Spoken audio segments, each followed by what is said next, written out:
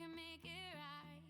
Slide on closer, baby. We can talk about it. No need to be mad. Hate to see you sad. Yes, I know I'm crazy, crazy about your love. I know I'm a flirt sometimes. I know I get drunk some nights. I know I get way too high. I just wanna live it up with you. I know that it might be tough. I know when you've had enough. It's just how I show my love. Darling, can I live it up with you? I know I'm a flirt sometimes. I know I get drunk some nights. I know I get way too high. Darling, can I? Welcome to PGS Esports, where the players play. Your number one platform for all things esports. Built by gamers, for gamers, PGS puts talented players in the spotlight and creates a safe space for players of any skill level. Share stats with players from over 130 countries. Compete against your peers in our leagues and tournaments, and even learn from the pros. All in one easy-to-use mobile app. Find us on Facebook, Discord, or visit our website, pgsesports.com, to stay updated on new features, upcoming events, and more from the world of gaming. Join our growing global community and download the PGS Esports app today.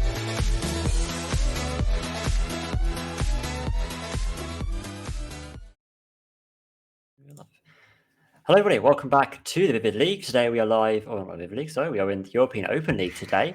We are here with Vivid United is the team we're with today, and we are with Katana Gaming in the Major League. This is to say this is a not so important game would be an understatement. Do you want to explain why that might be, Smokey? So basically, no matter how Vivid play, so let's say, for example, they win both the maps, they still are first in the Major League. If they lose both, they're still first. So really, they can be hard in strats. They might just want to play monkey, or they might just want to go full out, because if they go full out, when both maps 7 out, they've got 100 round difference. But at the same 100, Jesus Christ. it's incredible to say. Like, I never thought I would hear it, never mind say it.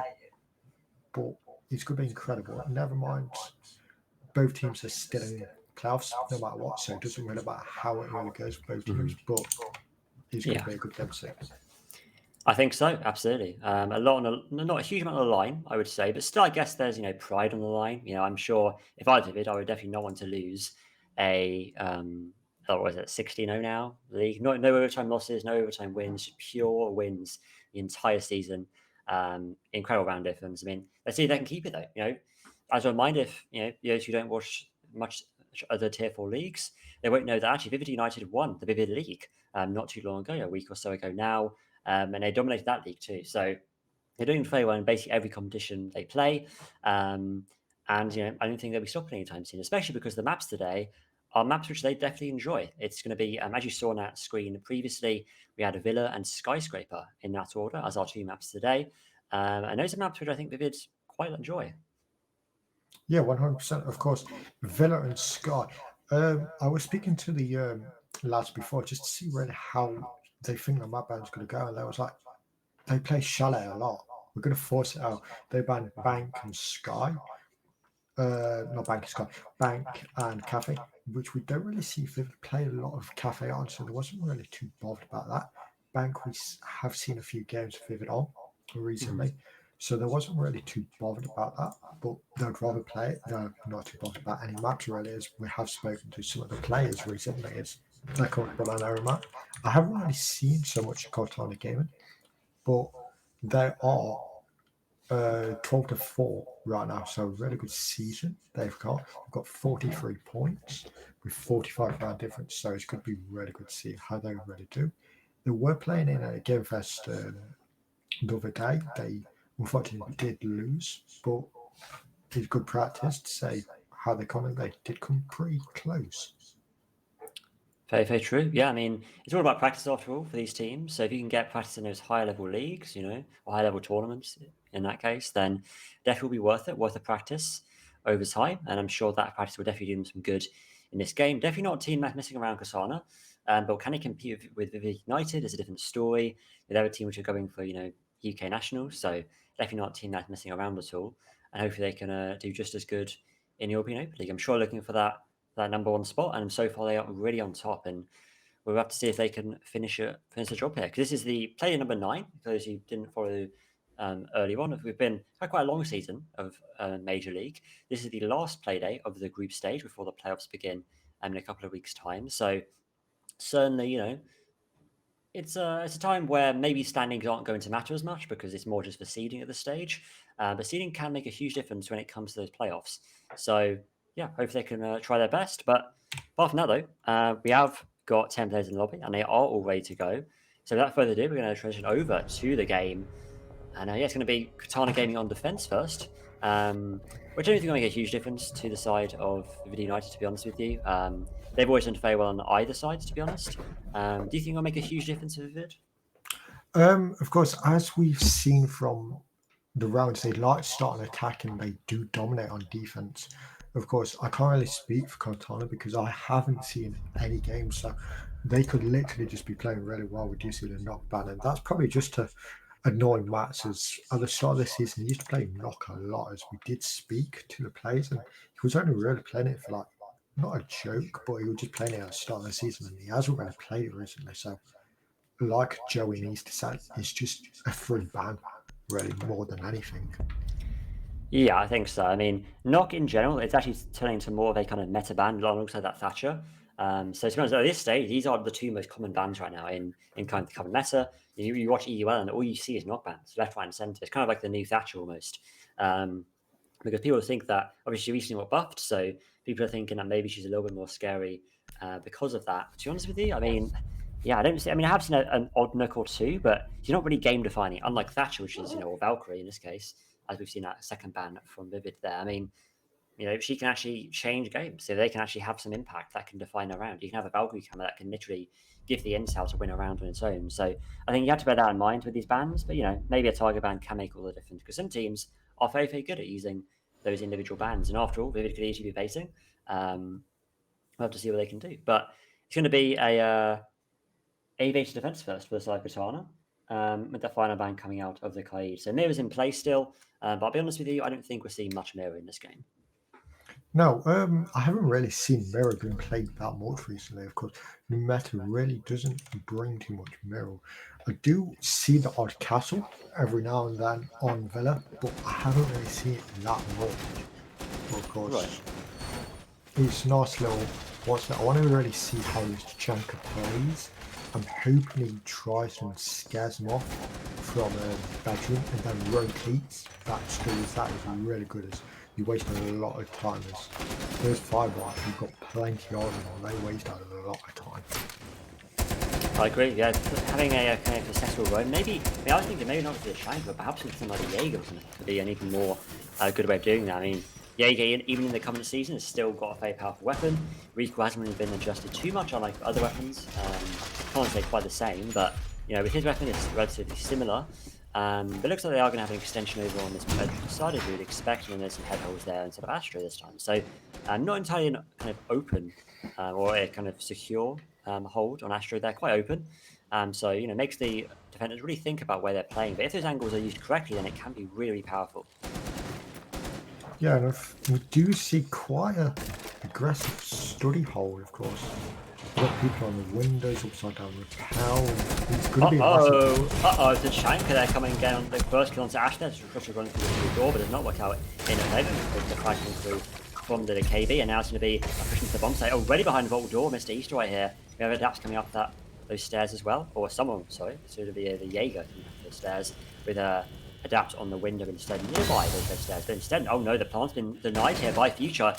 He managed to deny that from behind the vault door, but here comes, I believe that might be Ash or Gridlock coming through the, oh no, it's going to be Mr. Easter coming through the vault, but again, 1 kill onto Future, then the replay comes through from Alfred onto Amai, making an now 2v2 situation for the last 2 defenders. Gridlock's like to destroy the Alfred, making his way through study. But I don't think that's where the attackers are present right now. There's only one attack to make them through the study door, but picks up the defuse in the process. Now it's down to Mr. Easter and Adapts to get this execute off here. They have so much time to play with this. They have time to maybe plan out what they're going to do here, not really rush into the plant, but here they go, straight into it. Nevertheless, and we have to keep an eye on study here because there's a flank coming through from Maya as well as from Profit coming up those red stairs. The plant is going to go down in the process, and now it's down to the last 2 defenders to get into the site and get this bomb. But it's going to be tough because they are holding some good angles here. Dap's holding exactly where one defender's coming from, and Mr. Easter holding the other angle. So when they win their gunfights here, it should be an easy win for the attack. Touchwood, of course, anything could happen in this particular moment. There's one kill from Mr. Easter, and then Dap's here watching the angle and where Alfred will be coming from. He's going to come through that study door. Was being watched here by DeKB, but he's just a little more passive here. And that Goyo kind of in a lot of trouble with Mr. Easter here, and he does cause a bit of trouble. He's forced his way out of Vault, but can't land the shot, and now he's being pressured from Capital to the bar. Now he's in a bit of a pickle here. Tries to get that one tap off, but he's just a bit too slow, and Mr. Easter is going to finish him off there. Vivid there, first round on defense. Yeah, we have seen this rush from Vivid quite a lot recently, of course, in EOL and even in different leagues. They'd love to really just push study, get it really fast, get that opening pick, and when they get that opening pick, stop planting. Unfortunately, they did lose by the smoke, but they still got the plant off, got the win. I would like to see lines, their line scans be used a bit more better, but they still won. There are things that they can improve on that, but this is T4. You've got to really think how you got to improve, and I feel like they're just going to play quite slow. No, not that round. I think so, yeah, I agree. I think maybe playing a bit more of a bit less of a rush style would benefit them. I think maybe some teams were trying to kind of, it's a thing that a lot of tier 4 teams try to do sometimes, but they try to do a first round rush to catch the other team off guard and hope they can get a free win to kind of kickstart the momentum a little bit in a game. And so I think that's what they tried to do there. Or maybe they spotted a kind of vulnerability in the defensive setup, which meant that they could maybe try and get a quick push in. I think maybe there was a lack of presence inside of study, which meant that they could kind of take free control and then very quickly push through behind the vault door. But yeah, sadly, it wasn't enough time to get the coverage quite set up. But despite that, we are going to see Katana go into that same bomb site again here. Yeah, of course, they made it close to say how fast the round really went, more than anything. But yeah, the plan was done hard and they allowed to plant again. What is already the best, just want to begin that plant off straight away. But it does look like they're just going to be playing still quite aggressively. Easter's already in piano. He is indeed. He's made his way through. Could get a good gunfire with the Goyo here. Sees the Goyo, but quite land his bullets. And yes, such a tight angle, and even the best player in the world can't land that shot. And that's going to be Goyo running away there with about 3/4 of his HP remaining. Now, in the meantime, Matt has made his way through into the library and could catch off the Ramai inside of Bicycle. But he's stuck in a two-way crossfire between Ramai and I believe that is the Goyo too. So now he's going to push his way through. Actually, it's going to be the Jaeger, and he takes him off the board. Looking for a second here, Matt, but again, a bit too quick on the sticks there for the Mai. He's now make his way through the bottom of Astra and back to safety. Yeah, and I feel like that's what he should have done. He shouldn't really have got into that because he should have just dropped back. And I like how Matt really isn't going for the kill as well. He's just dropping back, trying to push up the main stairs where smoke is, more than anything. So I'd say he's going to make his way up here, but the smoke is in the open and turns away the worst possible moment. And Joey gets another kill to add to the tally. Now it's a 1v5 situation for LKS on the Chanka. Spilltake is spotted on the balcony there, gets one. And a grenade kill for Mr. Easter. That's unfortunate. Luckily that wasn't on camera, but yeah, that's going to be... We're going to talk about that. We are going to talk about, though, is the gridlock kill there to win the round for Vivid. I mean, I feel like that's a common thing for Mr. Easter, sadly, to see him grenading himself like that. But hey, his team wins the rounds anyway. Luckily that was 1v5, so it wasn't quite as troublesome. Yeah, of course, we do like to see Easter, of course, using his utility a lot, and his nades, and of course, his last nade wasn't too fortunate, and he did kill himself. Happens quite a bit, really, as we see from a lot of teams, more than anything, not even just him. That is true. Yeah, there's happened to more teams than you think. Even out in the pro level, we saw, I talked about the Doki grenade in GC, which you probably have seen yourself. That's a classic. That doesn't even kill himself, but also kills his teammates. So it does happen. Yeah, luckily it didn't have much impact there. And the more important thing is that Vivid have now their second round on the board and a fourth Katana to go over to the trophy bomb site. when I say force, it's probably the preferred option for most teams, I would think. I mean, a lot of teams go for the trophy first rather than second these days. They're going to see an Azumi setup here with a Azumi setup on the A beta side.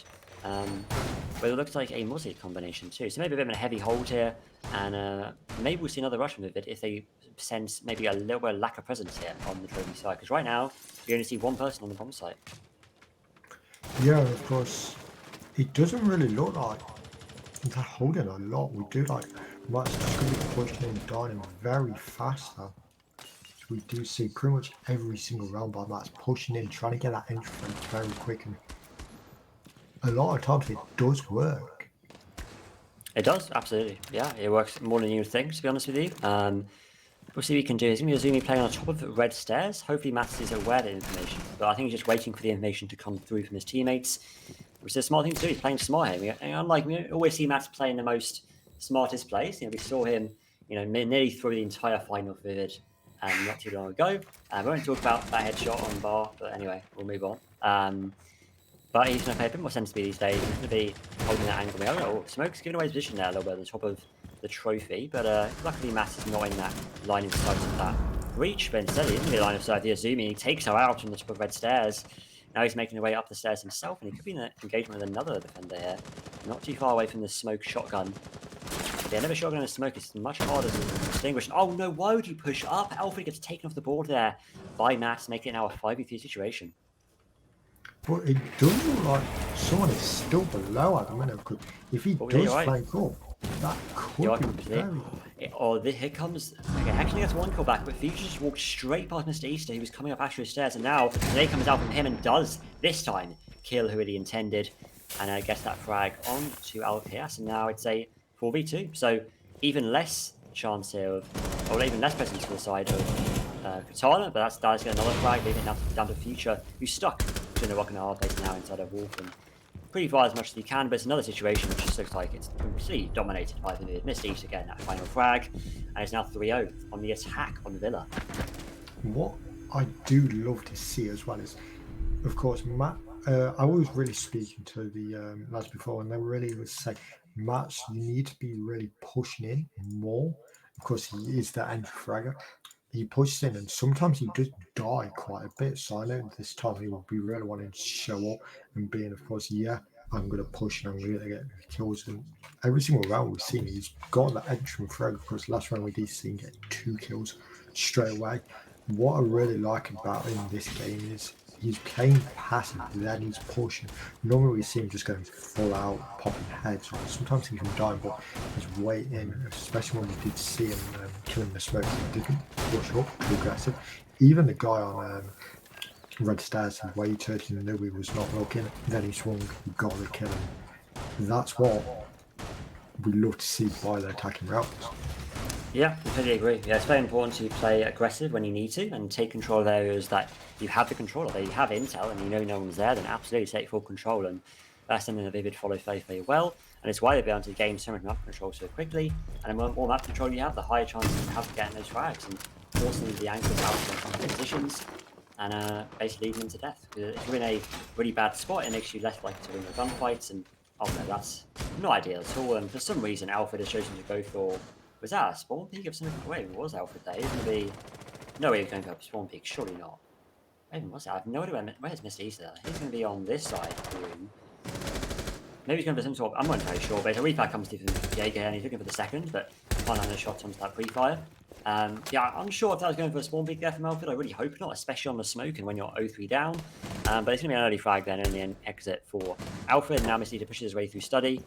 And onto the stairs, but oh no, Castle, you have to win those gunfights. Takes out second onto the Castle of the Future, and makes it instantly a 4v3, make that a 4v2 as Adapts shoots through the study wall and takes out Prof inside of Volts. And already, easily the attack defenders again, picked off one by one. But Hexan does get another fight back here, and he's the only reason why we haven't seen a round loss here by Katana so far. He's playing nice and aggressive when he needs to. Now he's playing right next to the statue. The nade's going to come through from this Easter, but it's going to be unfortunately a little bit too far forward. And that's going to be just still 3 nades remaining on the attacking side. Yeah, what I'm really liking about this round is Hexcan, he's really playing that aggressive, not making them want to push, and he did get the kill.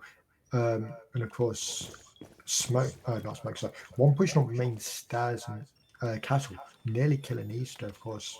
Easter, get your drone, use your ability, your Iona, of course. Make sure you're using your ability to your best. That's true. Yeah, I didn't use intel there. I mean, it's very lucky that Mr. Easter has the finishes a frag here in this game.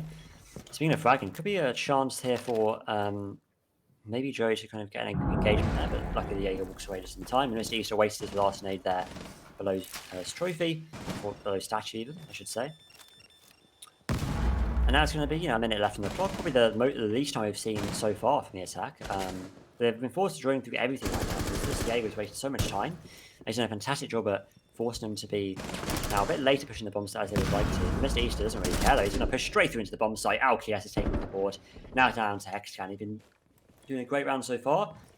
He's going to have to ace here though to win the cluster round of his team and keep his team in the game. Looking for the pre-fire into one, but cannot land it. Now Mr. Easter's going to be in an engagement. Takes out one. Looking for the second on the head holes in bedroom, but looks away. Focuses on Wolf instead. Now here the plant going down. Has to take out the person covering him first.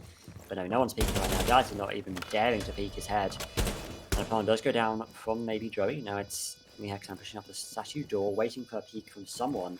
And nothing is coming through right now. And Joey's on the angle here. He's going to push through this door and also have even a chance of winning this round. He's going to peek his way through, but Joey knows he's there. Oh no, on the shots.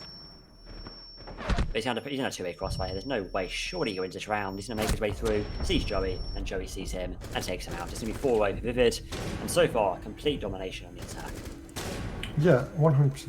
I want to most likely talk about how they nearly threw that more than anything. Of course, Hexan really well played. Of course, you more than likely give your team a boost, saying, of course, I got X amount of kills this round. We can win. If we play more aggressive, trying to swing them, we can win. More than anything, of course, we saw that, and he got 2 picks very quick in the round. He did, yeah. I mean, he did a great job at the start of that game. But sadly, I mean, you can't rely on that one person, especially because there's still, 4 other anchors on the bomb site, or maybe 3 at least, which you have to rely on to win other gunfights. And you can't rely on that one person to win just only their fights, because they would eventually die, especially with how Vivid attack.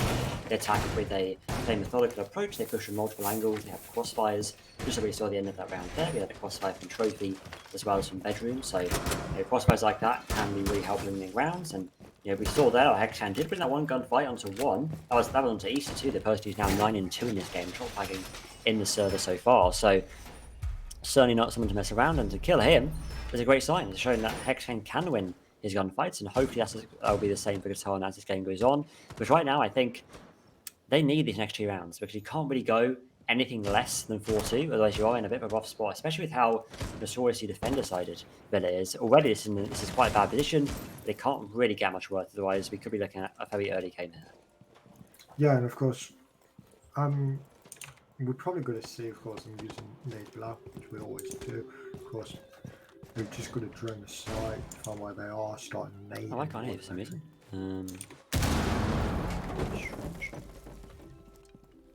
But so it's just going to be pushing Memorial. Of course, one person is downstairs. It does all like it's castle. It's just going to start droning now. Just going to go for some teams. Going to hopefully get a flank cam, but Castle does find Mats.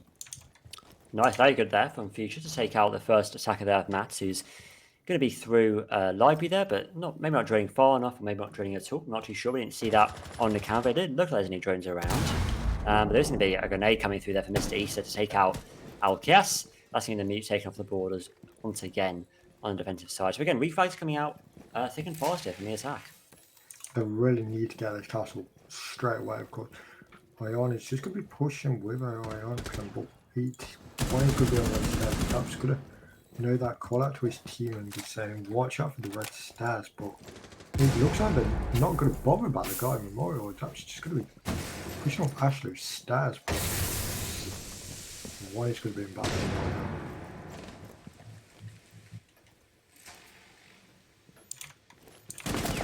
Future pushing down the Ashley stairs and takes out one, looking for the second onto Iona. Oh no, you're right next to him, you have to get this frag. No! Dallas swings down in enough time. Now it's going to be a 3v3. That could have been a really influential kill had he got it. And now Alfred's going to be in the closet. Just misses Habana and then does win the gunfight, though. Now making it a 3v2. A fake influential kill to get there. But the mute jammer there on the window is going to stop those Habana X-Cars opening the window as fast as Joey would have liked. But he has to take out this smoke, otherwise they could be very, very difficult to push through into the site. With this peek. Oh no, does he see me? Yes, he does. But it's not the head, it's the body instead. He's smoke now, using up all of his canisters here on the bathroom, but they did not catch where Easter is. He's right between, so basically a sandwich between two smoke canisters, but does not kill him, and now to make his way through. Mr. Eater takes out one. Now the last one's remaining on the statue here, making 12 and 2 right now in this game. The Heckler does get out the other. Can he get the last one onto Mr. Easter? He looks away the worst time. Now the time is against Mr. Eater here. He's going to go over the pre-part of the statue, but doesn't know where he is. Yes, he does. And Mr. Eater taking off the board. That's going to be 13 and 2 for Mr. Easter right now, and 5 and 0. Of course, all congratulations to Vivid for, of course, for going 5-0 right now. But I want to really speak about how Katana brought nearly won 2 rounds in a row. Of course, they played very aggressive, and that's what they really needed to do: play aggressive, play time. But of course, Smoke shouldn't really swung that. Yeah, he kind of had to at the same time, but he could have just waited a few more seconds and then swung. Jaeger tried to run away, but more than anything, Castle as well, wasting a lot of time going for the flanker, getting a really big pick more than anything. If he got another pick, of course, by it, that might have been the round, and we might have been seeing a 4-1 right now.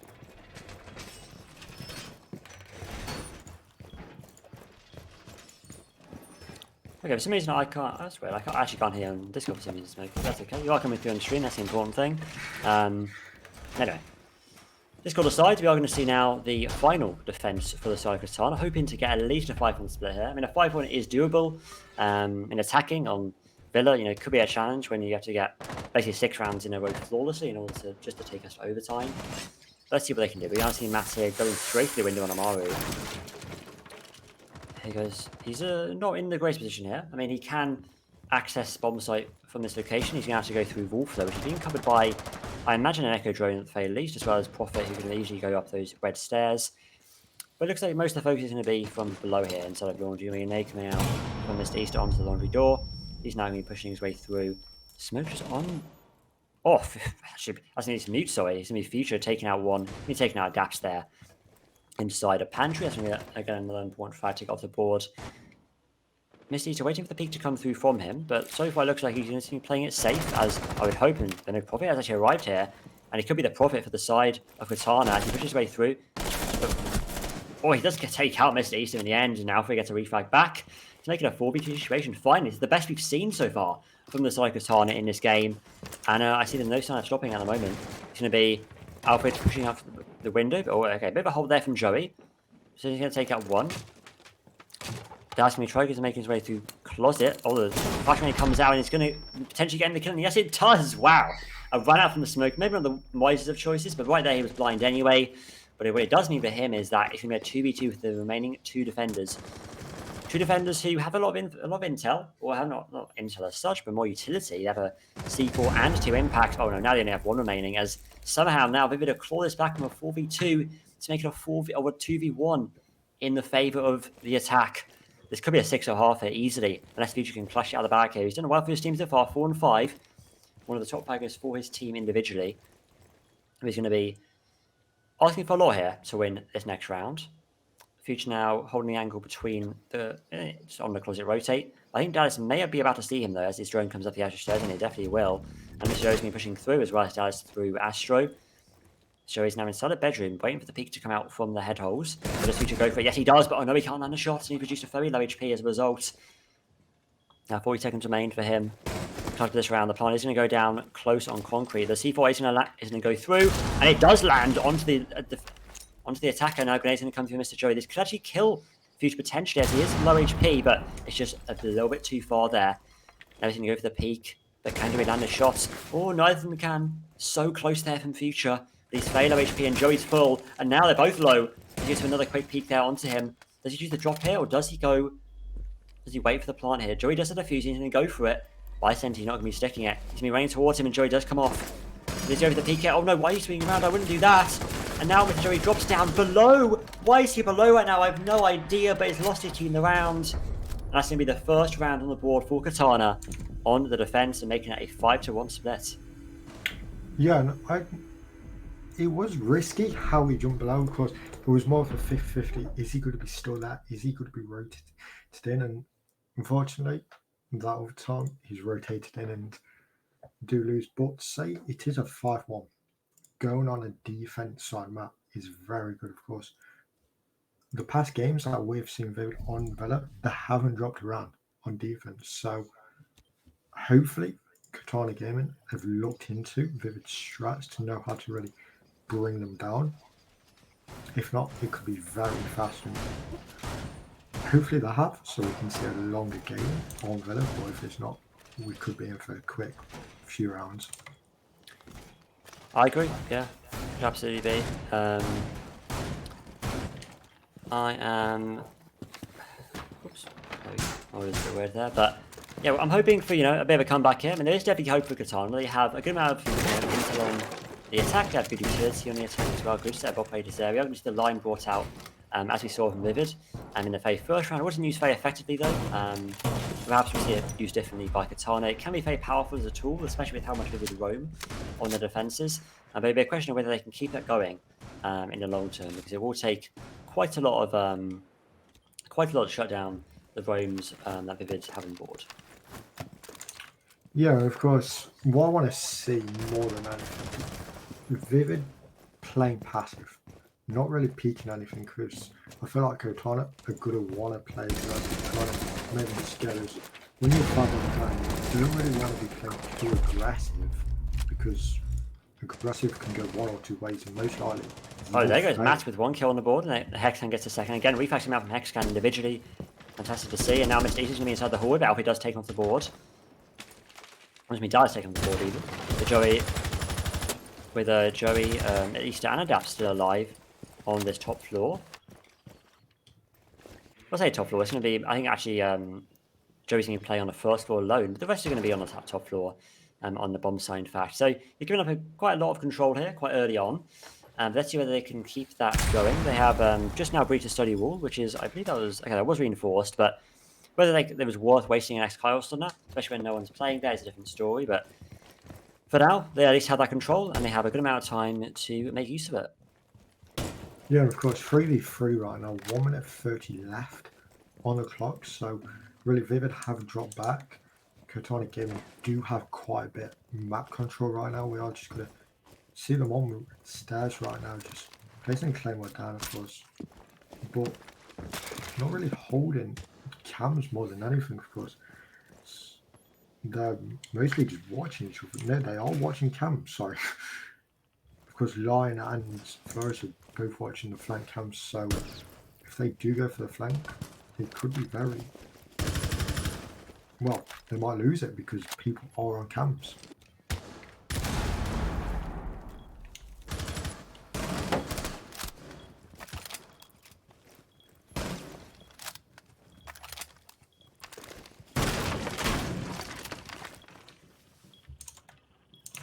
Okay, it's going to be the last 40 seconds now for the defensive side. It's going to be Daps holding the wolf angle here on the door. 30 seconds though, so they haven't got a huge amount of time to decide a push. I think through wolf might not be a great idea, so Daps has fully smoked that off. And we're going to have Hexan on the Astro window quite late here in the round, I would say, to be on that particular window. But you would mean who better cut off angles, but Hexan has been taken off the board by Choey immediately from the swing from the connector. We only see a swing coming out from Adapt, an unusual swing that I would say, not one you probably go for. Mr. Eater does trade with Alfred somehow, some way, taking it down now to a 1v1 situation, but Joey's side of trophy. He has a better angle here than LPS does. Now Alfred's pushing through, fully droned out. Ping is coming through, and oh my god, the drop shot from Joey wins his team the round. And Vivid are now 6-1 up on match point in this series. And of course, that's what I wanted to do the round before, and he shows that's what I wanted to do. I'm going to do it again. And I'm going to get a frag, and of course 6-1 on the first map. Of course, like we did say, are they going to go for that 100 round difference? It is looking that way at the moment. Of course, if they drop a few more rounds, no, they won't. But right now they're on 87 round difference, what is very well played. Of course, Katana really want to get this win, but if they still do, it won't really matter too much as they will still be in 4th place.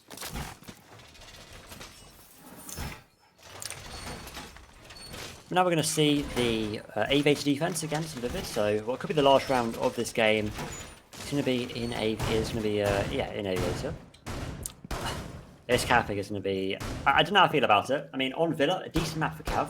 Not impossible to use, and it's quite a kind of narrow map in parts on Villa. Maybe it's could be particularly useful. And for someone like Matt, who's very kind of sneaky on a roam, I feel like very good in hiding between places, wasting time. Could be a very powerful tool. And if you're going to win a game, why not win it at the start with interrogation? We'll see if that comes through though. 15-4 right now from Mr. Easter, by the way. Just not pointing that out. He's we're talking. I'm not sure what the kill record is for Vivid League or for European Open League even. But Vivid could be on the in a great position to be able to potentially beat that. We'll see what Mr. Easter can do though. We still have at least one more round to go, potentially more on the cards if we can have Katana come back a bit more in the series and show some signs of life. Because right now it's not looking great for them, and they have. They have a good operator selection again. But we'll see whether they can make use of it this time. As Matt is in going to be the bathtub here. I don't think. Oh, he has been drained out there. There you go. He's going to be now pushed from the closet, and he's going to be on the Astro window. And yeah, he's finally going to be taking the board there. And then easy frag there for Katana. And hopefully this is a good sign of things to come. But Dad takes the swing, and now he's forced to run all the way back as the attacker are aware of his position. And it's a great start there for Katana, and they have already very good control of the map. Yeah, and of course I want to talk about more of the roles this round. Of course, Dallas switching to Jaeger more than that. Normally do see him on that smoke, but him on Jaeger, of course, there must have been a reason for him to go Jaeger. Of course, yeah, he is going 5-5 right now, what is really good from Dallas. But go Jaeger, he must be more of a tactical king. See him go Jaeger. You've never seen him play Jaeger. Oh, what a shot by Joey. Falling to the red stairs, takes a can, which is probably the biggest sign of life right now. For along with Alfred, probably the two best players so far for Katana. He's been taken off the board immediately, giving that refag back and keeping the mana count equal for the defensive side. Now he's going to be rotating down. You notice that the balances have been removed from the stairs, and it means that now Joey is able to rotate through these stairs a lot more easily. But oh no, he's trying to do some sort of vertical angle there, but gets shut down by LKS. And as he's trying to do it, and Katana now makes full control of 90, looking for the angle onto Dallas, but he's not peeking right now. He's playing nice and safe. Especially with this team being in a man disadvantage right now. Oh, this shield is a classic from this East right here. He loves this shield so much, and especially on this Elo, he's going to do great things, I would imagine. He's waiting for the swing to come out from the floors. He's waiting for the time to strike. Not coming out just yet. Future's play again, just playing it safe. Not waiting too long, but again, you can't wait forever because you are against the clock on the attack. He's now forced to rotate back away as it is burned with those lifelines and those the fear stuns are going to do the job at destroying that shield. So Mason is going to make his way over another swinger, despite that shield still actually being up somehow. I thought it was actually destroyed using the lifelines, but no, it's still up. And now the Planter's going down behind the Vault door, but oh no, Misty takes out one hit. He could take out the Planter easily. Oh no, he gets peeked and he's able to take off the board, but Dad does take out one. Probably gets a refrag though. Probably gets another frag, and Alpha gets to the third to give Katana their second round on the board, and a very important one with that. Keeping match point, but this time they are not going to lose this map. That is probably the fastest execute I've ever seen. I just saw Dallas get a kill, and then before you know it, the round was over. And wow, more than anything. And that Zerakan really played well in places. Easter had shoot, so they really knew, Jaeger knew where Easter was to really peak that position as one was planting, two people behind, and you can't really go wrong with that when the plant's going down. You can't really lose that. And 6-2 right now, we do see a round coming back. Are they going to come back? It's going to be very hard for that, but nothing to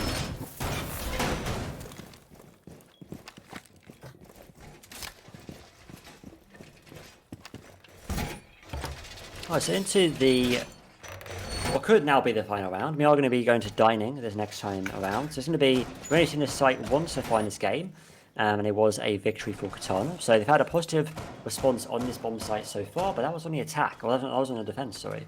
Attacking this bomb site is arguably a lot harder, or some say it's easier, but it depends on how you go for it. But I can see a library hold being put in place here by Vivid, and I imagine some presence here on the top floor too. You don't see a lot of teams paying attention to library too much, but a lot of teams do like to go for a library push on the attack when they're going for this bomb site, and it really does vary depending on the approach you go for. I think the thing about library is you don't really, you're kind of gambling on the attack not having head holes and any kind of open setup. Well, this could be dangerous here. As Dallas has a C4 ready. It looks like a rush is maybe on the way here for the attack straight through the laundry room. The C4 has something else to say about it. Waiting for the time to strike, and here it is. The C4 is going to go through from Dallas and is maybe going to take out one. No, it's not even going to do. I think it'll be saved the attackers there. Oh no, they're pushing going to riveting through here as Dallas takes out one. Look at the second. This will now be wallbang nearly to his death, but he can't quite get killed. And he's not killed in the end. And Katana and Future get one kill back. And final kill comes through from Profit there on that thing. Again, I believe a 3K on that round, or at least a 2K. And the rush is clearly working right now. We saw it from Vivid in the first round, and we saw it from Katana in what could have been the last round. They again keep on fighting, and it's 6-3. Yeah, Katana is very good on that execute because with a roam clear, they're a bit scuffy. Of course, they might get a kill and get refresh straight away, but their communication when they're going for that execute, of course, we did see them lining up, two pushing through laundry and two pushing through storage. Really well played to see that. Well, three sides, because you got that line, you got the thinker, and when you got the LMG, you're thinking, and especially a line, you're not really, it's hard to really do. We are going to see them go same place again, but they're probably not going to rush more than anything. Just going to take the time, and when they get to that execute, they will start playing very aggressive, which we have seen for the past 2 rounds.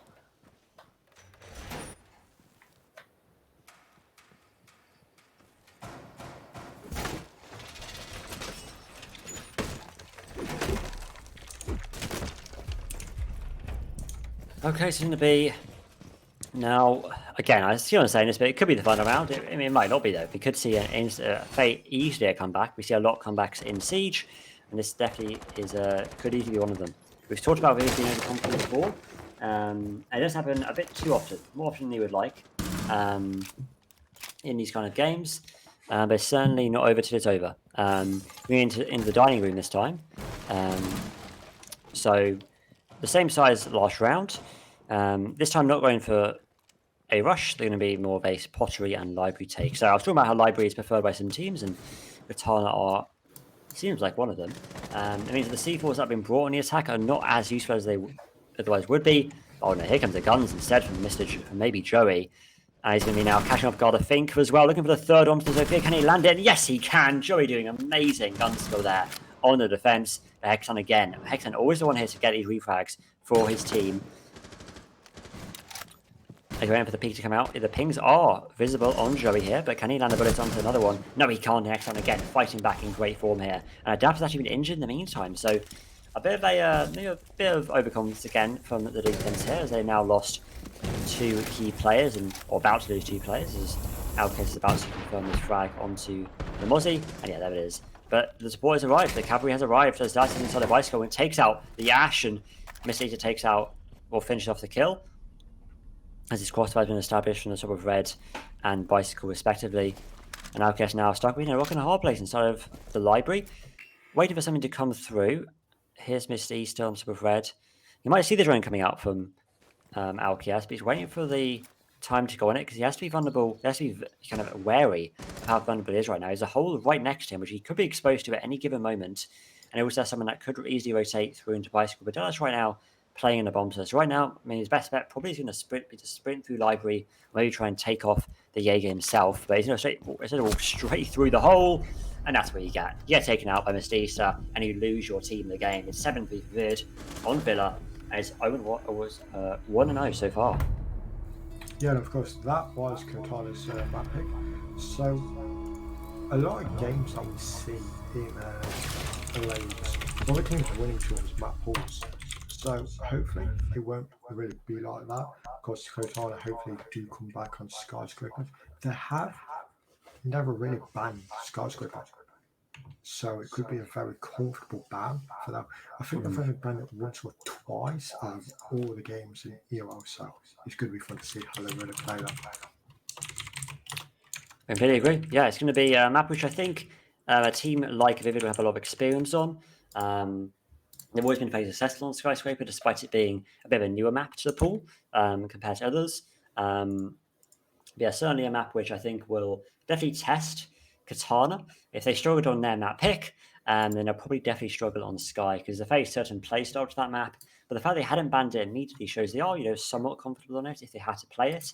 But only time will tell. Do you think we'll see a comeback from Katana and maybe take this to a 1-1? Or do you think this is perhaps game over and perhaps the flawless streak of Vivid will continue? I want to see a very close map because I want to see that Kovan have been saving for Skyscraper. So I feel like it's going to be a good map. Yeah, we've seen Vivid play a lot of Skyscraper recently. So Katana might really know some information about Vivid on Sky, so it's going to be fun. Absolutely. But, we're looking at the 17-0 right now for Vivid. Can they make it 18-0? We'll have to wait and see. We're going to take a short 5-minute break before map 2 begins. Don't go anywhere, because this could be history in the making here in the European Open League. We're going to have Katana and Vivid play map number 2 on Sky in just a few minutes. Don't go anywhere.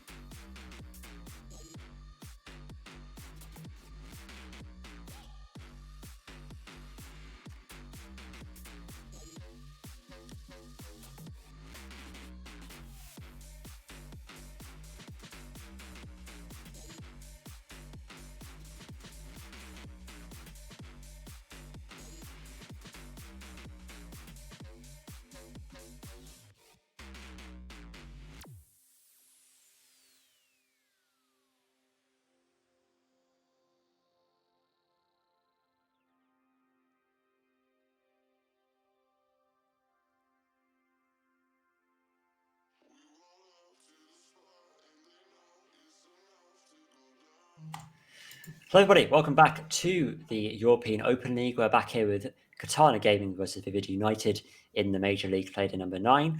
We just finished map number 1 on Villa. It was a 7-3 victory to Vivid United. And now we're going to start Skyscraper next. And this is going to be a flawless record in the entire group stage if Vivid United can take this win on Sky. And to be honest with you, I mean, do you think it's likely that Katana can come back and take this 1-1 draw? I feel like they've been hiding a few things because if you do check, they've always they've never banned Skyscraper side. So it's more of probably their strongest map is in a T4. We do normally see Skyscraper banned a lot.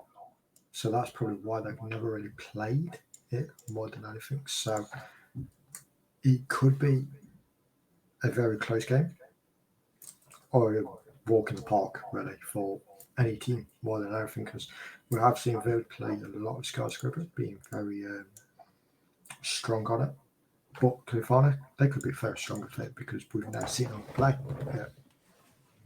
No, very, very true. I mean, it's all about testing these things out, trying things, and trying out new strategies perhaps that maybe you haven't seen before, because Sky is all about trying new things, because there's not really a strict meta as such on Sky just yet. It's still a relatively new map to the pool. It was only added to the competitive scene like a month or so ago, maybe 2 by now. So it's always been reworked. So the map itself is brand new for actual players, but also for the comp players too. You have to work out things that work, things that don't. And, hopefully we're to see that, Vivid are very well practiced on Sky. So I'm sure by now they've worked out things that do work. Yeah, we'll have to wait and see what happens. We are going to have number 2 starting right now, though, because both teams are ready to go. We'll see what Katana can show up with, because they're going to have to show up quite a lot, because it was a fade or major performance last time from Vivid. So, it's going to take a lot to shut them down. Yeah, and of course, we do see, of course, Vivid on the attack again. Of course, both maps have been on the attack, both times. So it's more of a, do they really like going on attacks? Are they going to be really good on it? How is it going to go? As we have seen Vivid play Sky a bit, and I would say it's not the strongest map, but it's up there from the games that we have seen in EOL and in other leagues more than anything. Absolutely, yeah. They seem to always be so successful on it. But the Maverick and Osaban's coming out from the attack. So, Maverick on this map can be used to open up certain walls. I think in my experience, you tend to see more kind of hard breaches being brought, maybe like the Ace or the Habana or even Therma if you're feeling like it. Less so the Maverick in my experience, but Osa can be definitely used on any map really. She's kind of a universal. A little bit weaker, I would say, than perhaps some other operators, but we just see in the grand final of Vivid League that we're almost either talking about Osa and how kind of annoying she was to play against, how it's kind of hard to take her out because her shield is really annoying sometimes to deal with. And, if something's annoying to deal with, then, there's no reason why you should keep it unbanned, especially if you have a ban open. Perhaps Thatcher isn't a go-to pick on Sky. And they're running to that Azumi coming out there. And Azumi can definitely be used on Sky. I've seen her used for creative angles. But it does leave that there are going to be Kaid and Mira both open. Yeah, and of course, Mirror, we do see Mirror played quite a bit on Sky, but of course we haven't really seen Mirror. Well, we haven't seen it up yet. Of course, it is the first round, but I want to really see Mirror in play to see how these teams are going to play Mirror. I would love to see it because Mira is she's still an operator, despite her being banned in the majority of games. She is still an operator that does exist. You will have to use it at some point, probably in your competitive career. Where she's so powerful, and maybe I'm not so much in Sky. I haven't really seen her at all in Sky. Maybe because she's banned every game, or perhaps maybe she's not so useful. But hey, it's only time will tell. We're still developing strategies this map, so we'll see what these teams come up with today. We want to see the Goyo being brought out again by Profit. We saw some very creative uses of Goyo on Vivid. I think Vivid actually saw them place it on the vulture wall in Villa, so on an actual reinforcement, which means that as soon as that wall is opened up, it actually sets the Goyo off. So it can be very powerful. We're not seeing as creative uses here on Katana's side, but it's still very powerful, and I'm sure that will be very good in delaying time for the attack. See, Matt's immediately on this Nook here. The Nook's unbanned, and Matt is straight on it. So, obviously, whether this ban was actually worth it on Villa, or maybe it was just a free ban, as Vivid would say. Yeah, and of course, they didn't ban. Not they banned Maverick, what was really a not best ban, because of course Maverick isn't really used that much really, as of course you've got a lot of other hard breach, you've got the Habani, you've got Thermite, you've got Ace, so it's really, you don't really see it much. That's Joey off the board immediately. That was going to be on this kind of southeast side. I think they might be outside on the balcony, something like that. Not entirely sure where he was shot from, but that's a very early frag to get off the board there for the defense, and a person who fragged quite a lot on the Vivid United side. Matt is going to be at the bottom of Black Stairs. They cause a lot of damage from this position, but for now it's going to be droning and collecting the intel before they go for this push. Yeah, and of course we are just... That's Adapt getting the frag. Just as you start speaking, Adapt gets that frag back onto the He was trying to peek through the window, but gets caught off guard in the process. Now Matt is sneaking off the Black Stairs, but does get caught off by Future. As sadly, there's a very open setup on this Geisha side, so it doesn't quite work out there for him. And now Adapt does get one back though, as he's now inside of the terrace. Pushes way through into Drum and does get that frag back. So right now, Adapt is the only person keeping his team together. And now he's just he's waiting for that peek to come through, but no one has to peek in. No one else is playing out a bit too aggressive, and now Mr. Easter, he's back. And he's swinging once again. It's going to be probably the first of many kills once again from Mr. Easter in this map, and making it now a 3v2 situation for the attackers at the minute on the clock. So plenty of time to they can actually come through. They still have the diffuser in hand. They have a lot of presence on the Geisha side, which you have to be very aware of. It looks like instead the attacker going for more of a kind of north side take anyway on the north side. So maybe that won't be as much of an issue for them. This smoke definitely will be. Yeah, because 30 seconds, and that's his first smoke that he has put out, so 30 seconds, and like I said, 2 smokes still alive, but Easter is going to try and nade, and doesn't look like he's going to No, he's not. Close but no cigar there for Mr. Easter.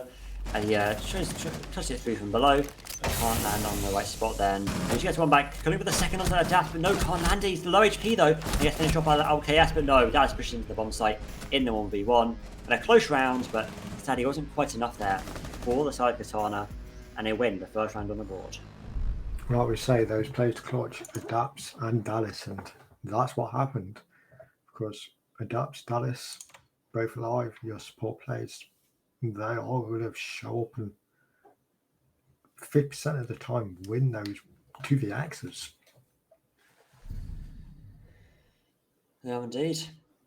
So the first round for Vivid, and now they're going to go to that. They're going to be able to attack that Zacatine bomb site again.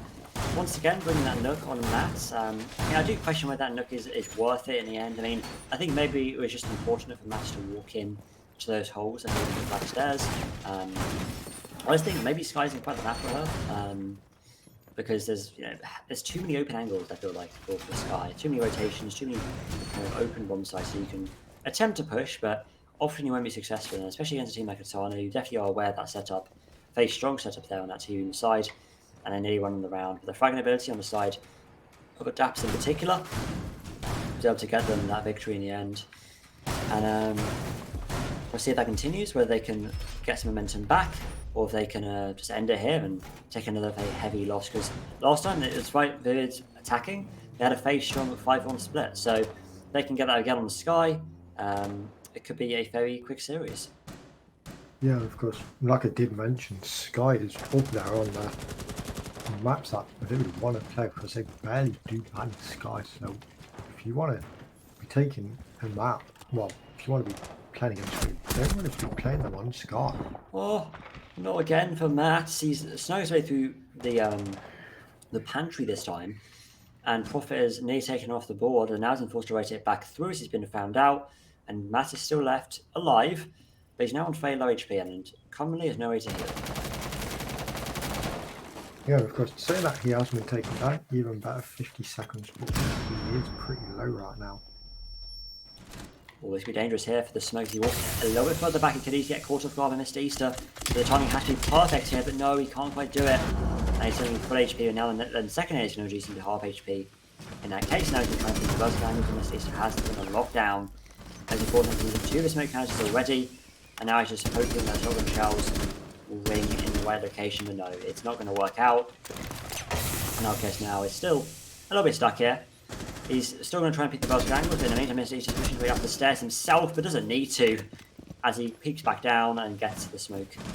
Catches them red-handed. But Dallas now on a Monty this time, inside of Vivid, and he's going to go through into Karaoke, trying to get that plant down, and the swing is not going to come out this time from the attack. That C4 definitely could, but does not land in the right place, and Matt managed to get a frag in that nook from below. I think we've taken out a flank there from Big Profit, most likely, and Joey gets the flag on the future. And at least just the defenders in a very bad position here. The C brothers go out from Mozzie. They could catch the Nook off guard on the black stairs, but not before Dallas will take out Alfred. And does Matt aware of the position below? Yes, he is, and sees him. Doesn't quite land the shots there, but the pre-fire is going to land the shots instead for him. Vivid win around number 2 in a flawless manner. Yeah, and of course, I want to talk about really how Monty pushed more than anything. Didn't really push too aggressive. Of course, Dallas on Monty, we've seen him play Monty a few times recently over the course of EOL and everything else, but he plays Monty in a really good place. He doesn't really go for the frags as kind of a lot of Monty plays does. He goes to scare the defenders, being like, yeah, I'm Monty, I'm not going to peek you, I'm going to sit in the side of the corner, I want you to shoot me, my teammate's going to shoot you, we're going to win. And it was a flawless run, and he pushed in, he turtle planted, he got a kick.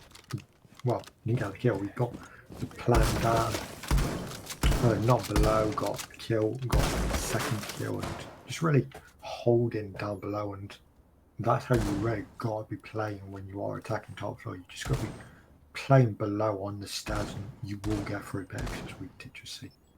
I really agree. Yeah, it's all about getting the right kind of, I guess, the right position at the right time there for the Monty. If you kind of do things at the wrong moment there, if you had to push through that rotate on into the T room at the wrong moment, he could have easily been caught because he was crouched with his shield kind of not fully up. I think it made a huge difference, I feel like. But he timed it perfectly, and there was no defender ready to stop him, and he's able to get that plant down with the shield behind his back. And now the quick ball's going to open up there by Dallas, and that grenade is going to take off the breach denial. So yeah, it's going to be a, I mean, they've opened that wall, and I think it's just simply a bait here, because they're finding the mirrors coming out from LPS. Did not think Mirror will be using this map. It's something used from that Dragon Wall looking onto Expedition, as that's where the site is in this particular round. But it seems the attacker going for more of a west side take, maybe a bit of north side action too. I think they're looking maybe to take control of Drum and deal with this Mirror, which would be definitely a wise choice, because Mirror is definitely going to be a pain if you try to push her head on.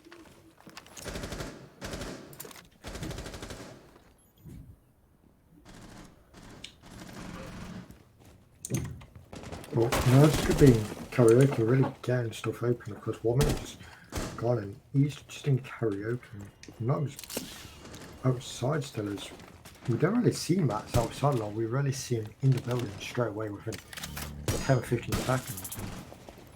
And hopefully, it's just going to be going below and using those nades. I'd really like to see Matt doing that. So do I really like the use of utility in general. This entire series has been really, really good. You see the amount of nades that have been used below from Mr. Easter to push attackers out of positions. So the utility usage from Vivid overall has been fantastic, and it's working out perfectly in their favour. It's worked really well for them. I'm sure we'll continue to do ones in this game. Maybe Joey's going to push through Terry, or push the Drum onto Terrace and take that Hex Cannon. He's now 0-3 in this game, not quite having enough impact, not as much impact in this particular game as the last one did. The Future and Profit both fight back with two frags in total, one apiece. And I mean, we've seen a situation before though. It has been a 4v2 previously on Villa, but this is when the attackers were full HP. This time it's been Joey and Easter on mixed HP. It's been Easter now left and even less HP, both low. Oh, what a pre-vote and reach there with FG 11, and probably gets that final frag onto Mr. Easter. And that's it. Bob's your uncle for that third round, 2-1. And for the first time in the first half of the game, Katana managed to get around on the board. Yeah, of course. Say it is Vivid's map as well, and see that really do love this map, of course. Yeah, they played pretty slow that round, and of course we do normally see Mats in straight away, and he wasn't. I want to see Mats in that map straight away, getting droned in the map, getting our first 1 or 2 picks. We saw it last game, it worked, and that's how they need to be really playing to get those entry frags, just droning Mats and getting the kill straight away. But more play, Katana getting Mats killed within a minute when he was outside, what was really game changing. I agree. Yeah, very, very important to have that for entry frag, playing very aggressively, taking control quickly. So everybody's been doing just that. In fact, we're looking at kills on the other side. Perfectly equal so far. We have 1% and 3 kills. Adapter's kind of ruined the little pattern there of 5 2s on the attack, which just to show how even that kill distribution is so far. Unlike with Katana, where we've got 2 people, we've got Future and Prophet really leading the pack so far. I believe they had 2 kills apiece there in that last round. So you're doing very well, but you can't always rely on that 1 or 2 people in your team to do the job for you. It felt like they were relying quite heavily on Alfred and Hexcan last time, but now this game is going to be Prophet in the future. So, yeah, I mean, it's... I don't know. It seems like the whole team isn't quite awake, and in some games they are, and some teams they're not. Okay, this is a very close engagement here between Alfred and Matt, who's going to almost certainly open up his castle barricade. The swing could easily come out here from the smoke of Alfred. He's waiting for the time to strike right now. He cannot be droned out because that meat jump is going to stop him from being droned out. That reverse angle could be very dangerous to him. Instead, he's going to just wait for the time, maybe. The timer does come out, another swing comes through as well. Boosted adapts to low HP, but he's not taking the board. And that pressure from the windows isn't existing right now. I think someone was meant to push through, only meant to be Mr. Easter on that window, but he can't see the smoke. He's not opening up the angle wide enough to be able to see him and have that vision onto him. And now the rain comes through onto the bar. That's nowhere near where the smoke is playing. He's playing the very back of restaurant. I think a bit of a misplay there perhaps on Mr. East, not opening the angle quite far enough to catch the smoke off guard. And Rhino's, it looks like he's going to run away scot-free.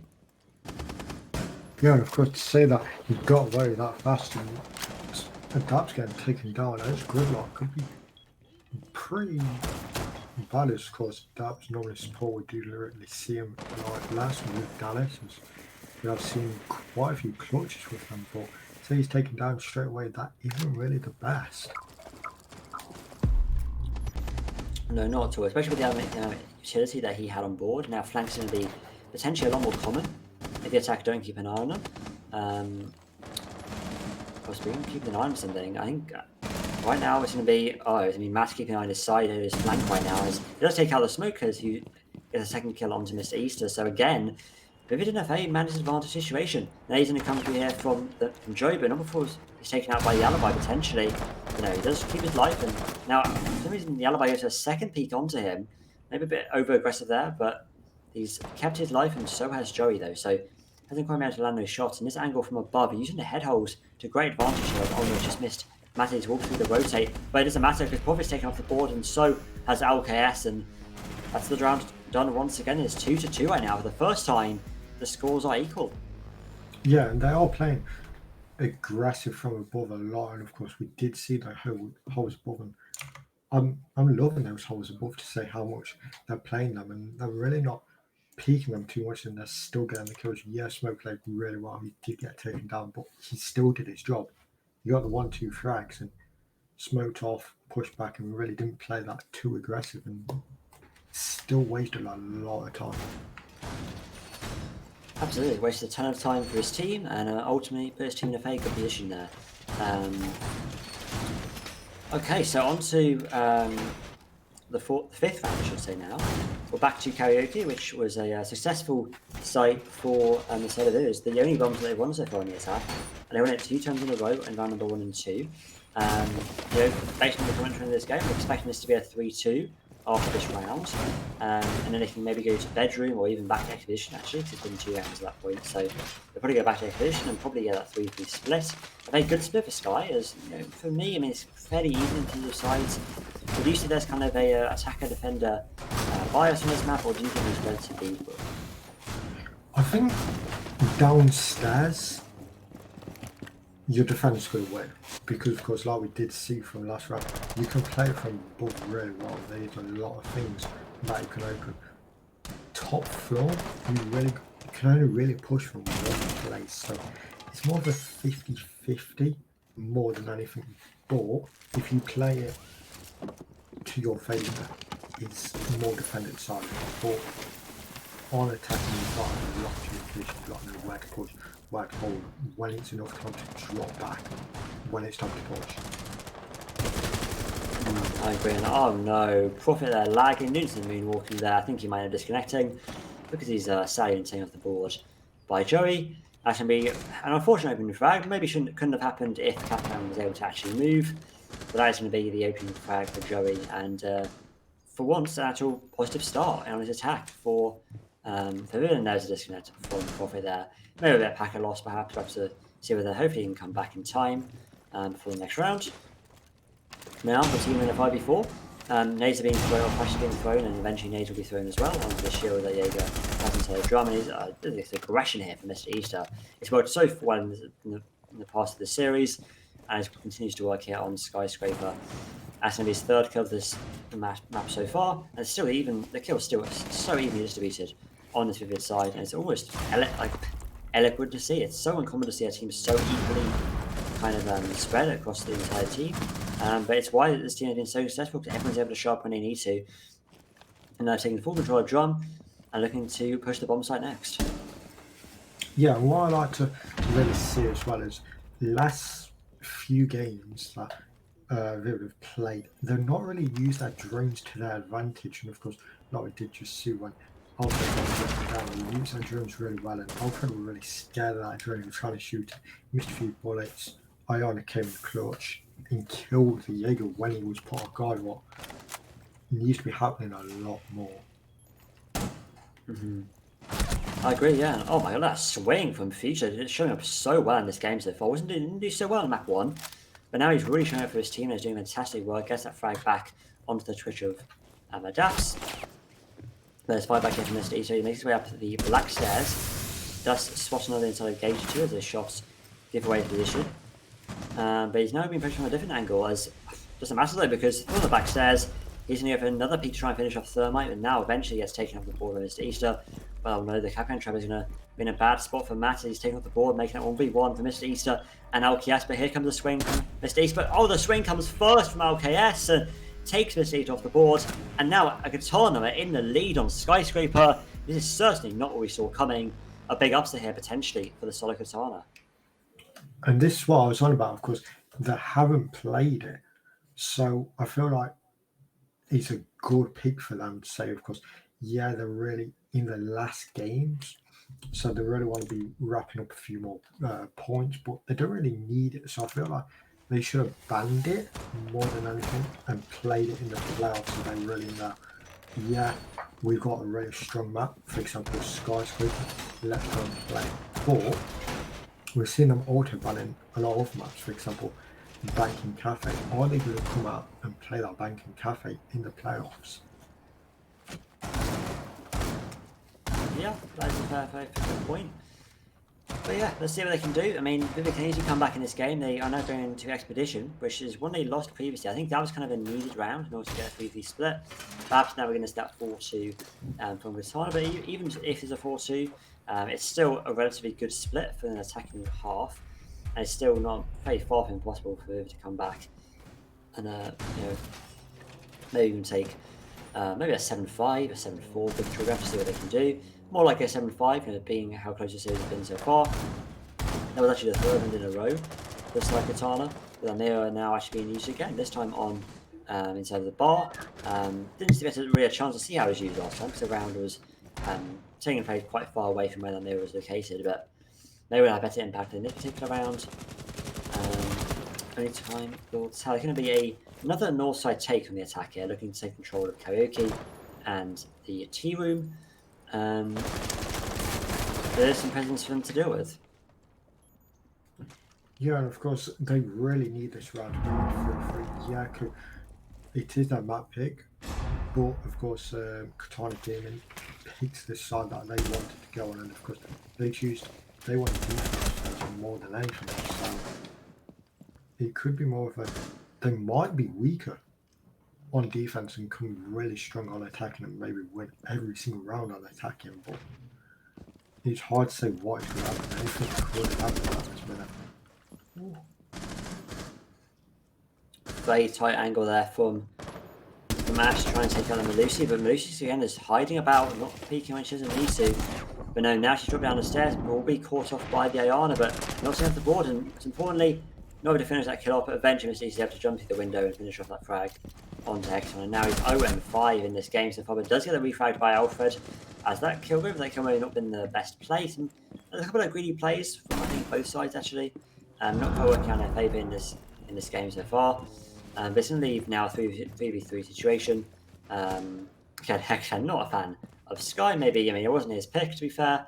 So perhaps he's not a quite map he is familiar with. But yeah, you've got to watch his windows because you can have people watching those flanks, and it works very well if you do. And we saw that work very well in that particular case.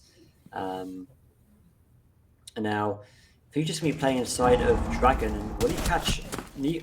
No, you're not. And Future does getting off the board again. Future again 9-3 right now, top fragging in the entire server, and is the sole carry right now for the attacking defensive side. Alpha now peeks onto Dallas, who's trying to open up the breach, but just can't do anything right now. This attacking side, and they're getting completely shut down from this defense. I'm just waiting now for Joey to try and push his way through Drum. And we're going to see Future on.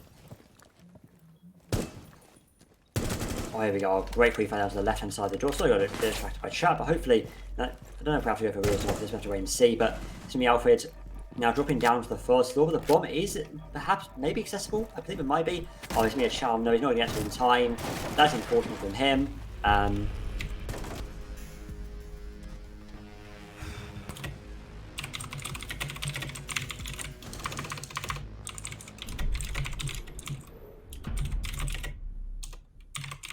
Yeah, and of course, to say that they did bring it back 4-2 when they were 2-0 down is really good for Katana. To say really, it is Vivid's map pick. They are going to be going on the attacking now more than anything. So it's going to be fun to see how Vivid really play these defenses and see how Katana really attack more than anything. You can carry on talking now. There's 10 of teams about. I think playing an elite hammer or something. But for now, we're going to allow that.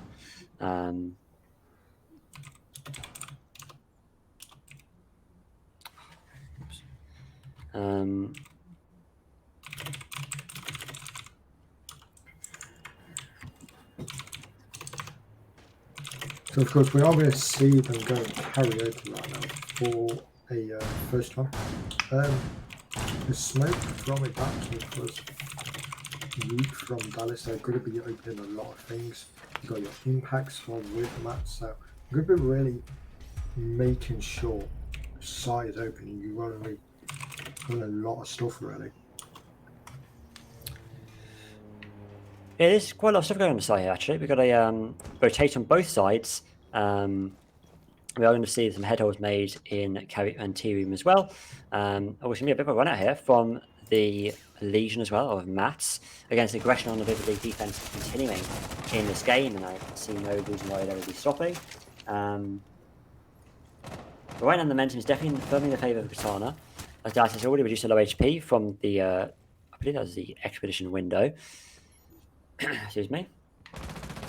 But a runner does come out for Matt, and now the aggression is finally paying off for him, and he stays here though. He's going to go for surely not another one. Reaches probably to low HP, and now he's again. I mean, running out of third time, they're definitely not the play. Again, they've really taken a bit too much control of the defense here, as making it now 4v4. But the swing can come out from Dice here, as he's got the shotgun in hand. Now he's going to go for the run out and does take out Profit. But the refrag does come through as well. His aggression is just non-stop from this team, and now. I love this suppressor on the Future, but I mean, I'm not so sure about it on this particular AR, but hey, it seems to be, not doing too badly so far. But we'll see if the damage, the damage reduction from the suppressor does mean that you have to land your headshots. And suppressor has, or Future story has been landing those headshots very well so far in this game. So hopefully that can continue. He's going to be opening up some holes onto the drummer side, but that's not where Mr. East is playing right now. He's playing just behind the actual drum. and is out of sight of that position. But they're on, isn't a string through, and Hexhand finally gets some fight back in this game. 2-5 right now. I believe the first 2 kills in this game have come through in this very round. So really showing up when he needs to at the start of his attack and making it a bit easier now for this 5-2 split to come through. And Alfred is making that even more likely as maybe Joey's taking off the board. Now it's down to Adaps in the 1v3 and he gets finished off by Alfred once again inside of Geisha, and is now 5-2. 2 rounds away from taking a 1-1 score in this series. Yeah, of course, like I did really say, Sky was going to be a map that was blindfolded for both teams more than anything. Mainly as Katana, we've never seen them play Skyscraper before. He's literally been auto-banned by every single team that they've played. They've banned it twice. They really like to play Sky, but they haven't played it recently. It's been a lot of Chalet more than anything we play. Of course, we did see Chalet banned, but Katana, they've been playing Chalet a lot, so it's really a mix. Do both teams really want to play Chalet? Third banned it, so of course they was forced into playing Skyscrapers. Katana liked Bank and Cafe straight away.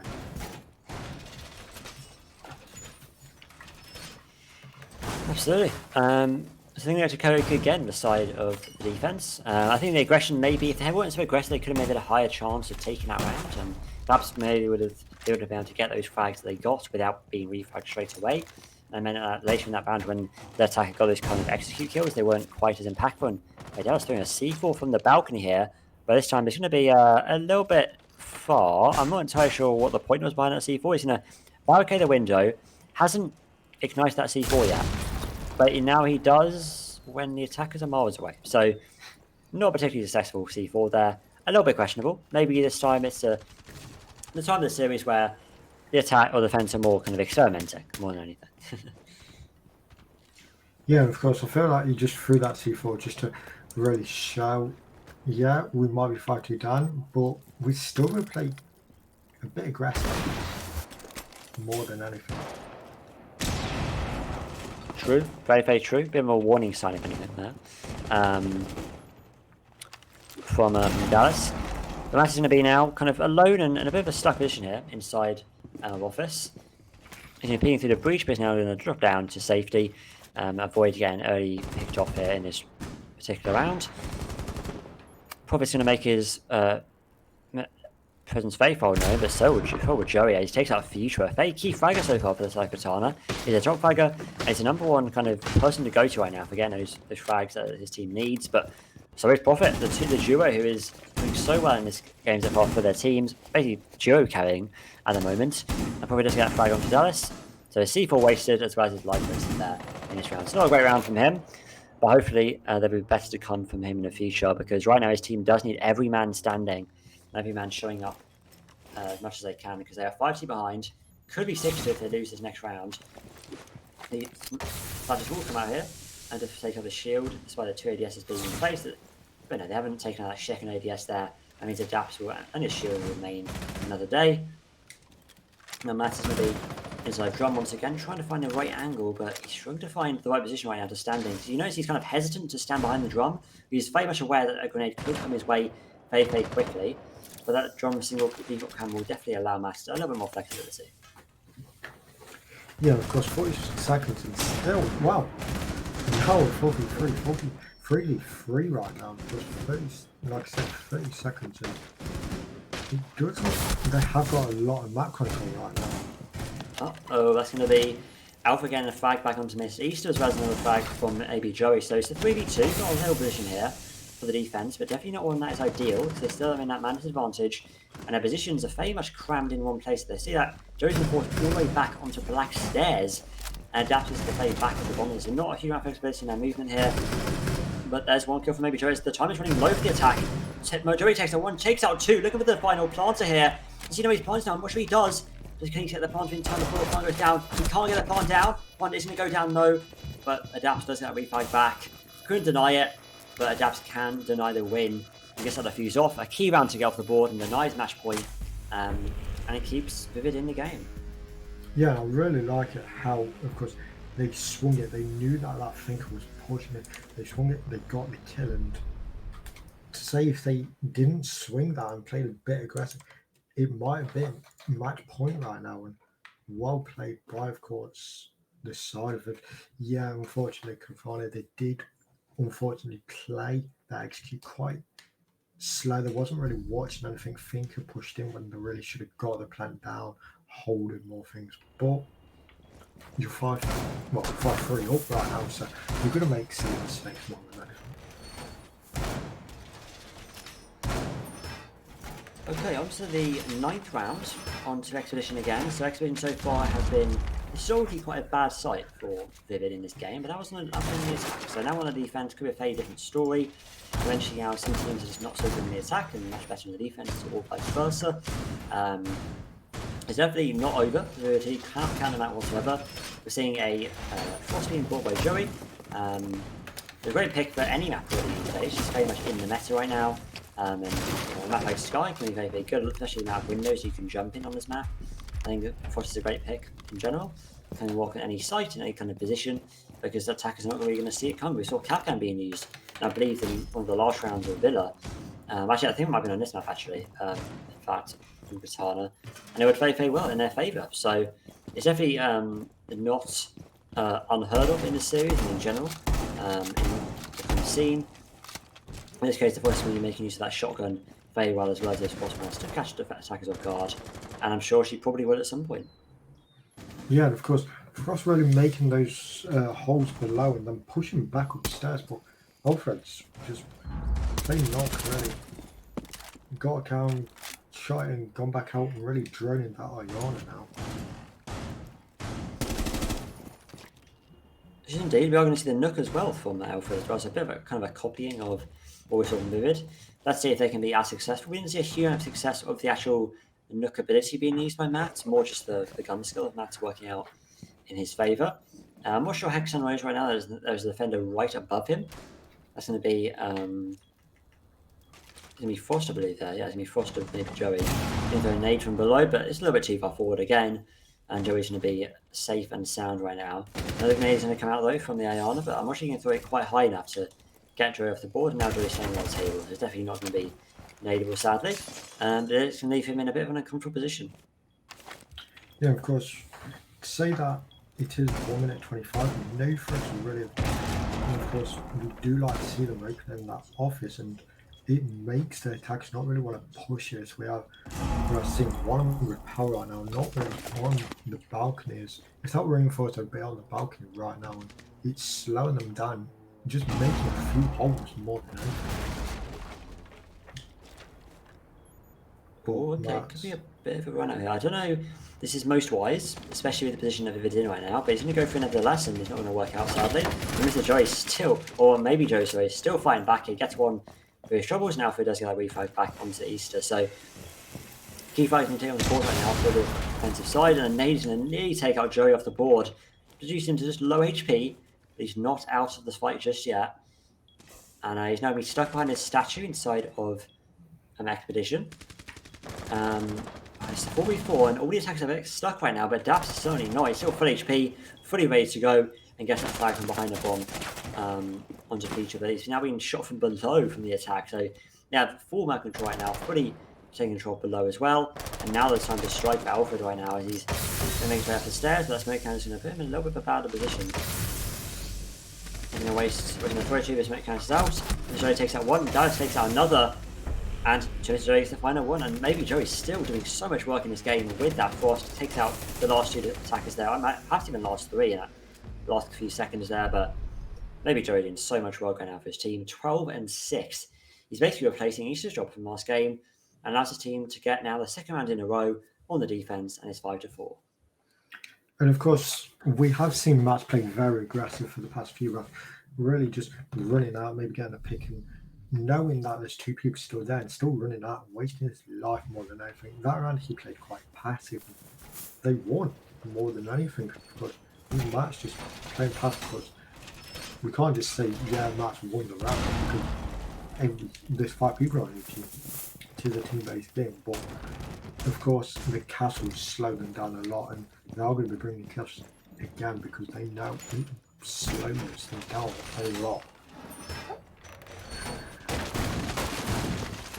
They are going to be in barbecue. I don't think we've seen the bomb site once around number 4, so it's not a completely unseen bomb site in this series so far. I don't expect we might end up seeing it again later on. So it's a site which is preferred by teams definitely compared to bedroom and bathroom. It's more for the third site you go to usually on Sky. You tend to see a very heavy upstairs hold, because you need vertical pressure to be in the defender's control. On this site, you're on a bit of a kind of sticky situation on the bomb site. You're very stuck for where to go, and you don't have a huge amount of control anywhere, and you can't really stand anywhere without being shot from above. So you have to be very careful about that. And if you take control of upstairs, and you're basically completely fine on the site, which is a great feeling to have as a defense. And you want your angles to be safe and sound, not worrying about what's happening above them. And we're seeing just that from this defensive setup here. 3 defenders upstairs, and only 1 defender actually on the bomb. So we got over lurk here from the castle. Actually, it looks like that's actually making its way back to site here, but they're definitely expecting more of an upstairs take here. Their defense, but that's not what's happening. It's going to be more of a kind of linear take from the Katana. Because 45 seconds, and they've only really got delivery control. It's castled off, so they are playing quite slow. It's kind of scaring me more than anything, because we do like to see them pushing quite fast, and within 1 minute pretty much having 50% of map control, but really they have no map control apart from delivery. Delivery is just free as he's castled off, and they're letting you have it. Yeah, and they've definitely got. I mean, they've kind of tried to take control of the overseas pass back. They're very much stopping them from just kind of pushing straight through. You have to actually drone it all out, make sure it's all actually clear before they can push through. And they've realised they can't really do this push properly without vertical pressure control. And Mr. East is going to definitely stop that from happening. He's playing behind his reinforced wall. This reinforcement area is so keen to protecting Mr. East from being shot. That will open up further walls here. I think he's just opening up the pillar wall there. Mr. Joey fighting back once again in this game. Hexcan taking the board. Now 2-8 on that Ash. Not such a strong indie flag of this game, unfortunately. Maybe that can all change though, as Mr. Easter is going to be maybe more later in the rounds. He's now stuck inside of Karaoke, making his way slowly across into T-room, it looks like, but that line scan is going to pause him a little bit. And that's going to be flashed out, forced out of challenge. You're going to run across the window, which a red line I believe was actually playing just then, but isn't able to board in that particular case. And Dallas is holding that angle, and Alpha gets a nice little one tap onto him. It's great to see him. Mr. East is going to fight back them instead of Kitchen as he rotates back from upstairs. And it's now 4v3, and a free onto the window. It doesn't quite land, but Faye nearly does. But now, because they've given up this top floor control, you can see how now the Angler's a bit more wary of their presence in the future. He's now upstairs on the hatch. He's had just a powerful angle to stand on. They can protect defenders from a lot of different positions. But now the hatch is going to come through from Sophia. He's taking out 1. No, she can't even take out 1. Mr. Easter takes her out, and he takes out that person on the window as well. And the full comeback has come out here from the Vivid League side. Yeah, now 3 rounds in a row, and they're going to make it 5-5. And this is what I mean by, because when you play bottom, it is not easy, because of course you've still got to be really know what you're doing. But when you bottom floor, you're playing above. And on a map like Skyscraper, playing above is so crucial. Yeah, Kavana didn't get that much map control. They tried to get Geisha, they eventually got Geisha, they got delivery, and that was the only place where they got the map control more than anything. They shouldn't get a lot more map control. You got 3 minutes, and you can get a lot of map control in that 3 minutes. Okay, true. Back to Karaoke though, for as we saw in the last in round number 7 and 8, the first defensive rounds for Hood, they had a 1-1 win-loss so far in this half, so it's anyone's game in this round, quite literally as well, because it is 5-5, so it's basically like a reset in the clock here, or reset in the match. It's basically 0-0 at this point. It's a fresh game, a fresh start for both these teams, a chance to see you can really come back and really fight back in this series. Katana might end up losing this entire half and actually losing the series 7 or losing the series 2-0, despite being in such good control earlier in this series. What I want to see from Mats is, if he gets a kill, well played. But if he does, I want to see him fall back straight away. I want to see no more aggro. Just get that 1 pick, fall back, or even if he doesn't get a pick, just kind of shoot them, make them away without then drop back and not play too aggressive. I I agree. That's a good idea. And yeah, I think that the common moment, the attacker definitely predicting and expecting these pushes to come through, and now he's in the double window. Yeah, Future's just holding his angle. They can predict maths perfectly. They tried that run out, I think, 3 times now in this game. And yeah, eventually the attack is going to catch on, and now going to start shutting you down, and they definitely do that completely perfectly there. And now it's going to be like a bit of pressure from the Mute here inside of Drum. Going to throw out that C4. I believe that's a pre-placed C4 inside of the window. Yeah, it was on the window of Expedition. Doesn't get any frags for his trouble zones, fortunately. But Future's still fragging out so well in this game so far, taking out Mr. East inside of Geisha. That's going to be the only bit of pressure. Actually, maybe half the pressure inside Geisha. As maybe Joey is also there, ever present, ever looming here, and lurking. And the very back of Geisha, waiting for a peek from Future, but Future's been so perfectly so far in this game, and continues in the last half of the series. There is now placing the single reinforcer, all going for a swing onto the Thatcher, but can he land in the correct position? It's going to be very hard to land a shot onto him. But he's crouched between a very small breach, and now he's also being pressured from the big window. So it's basically impossible for him to really swing from a position. He's going to have to just play the time here, play patiently. Definitely won't be easy to do, especially when his nades and flashes start coming through. And at this stage, a good thing to do is just to flash him out. He has the flashes on that thermite. I think that'll be the best bet here. But otherwise, he's a bit stuck.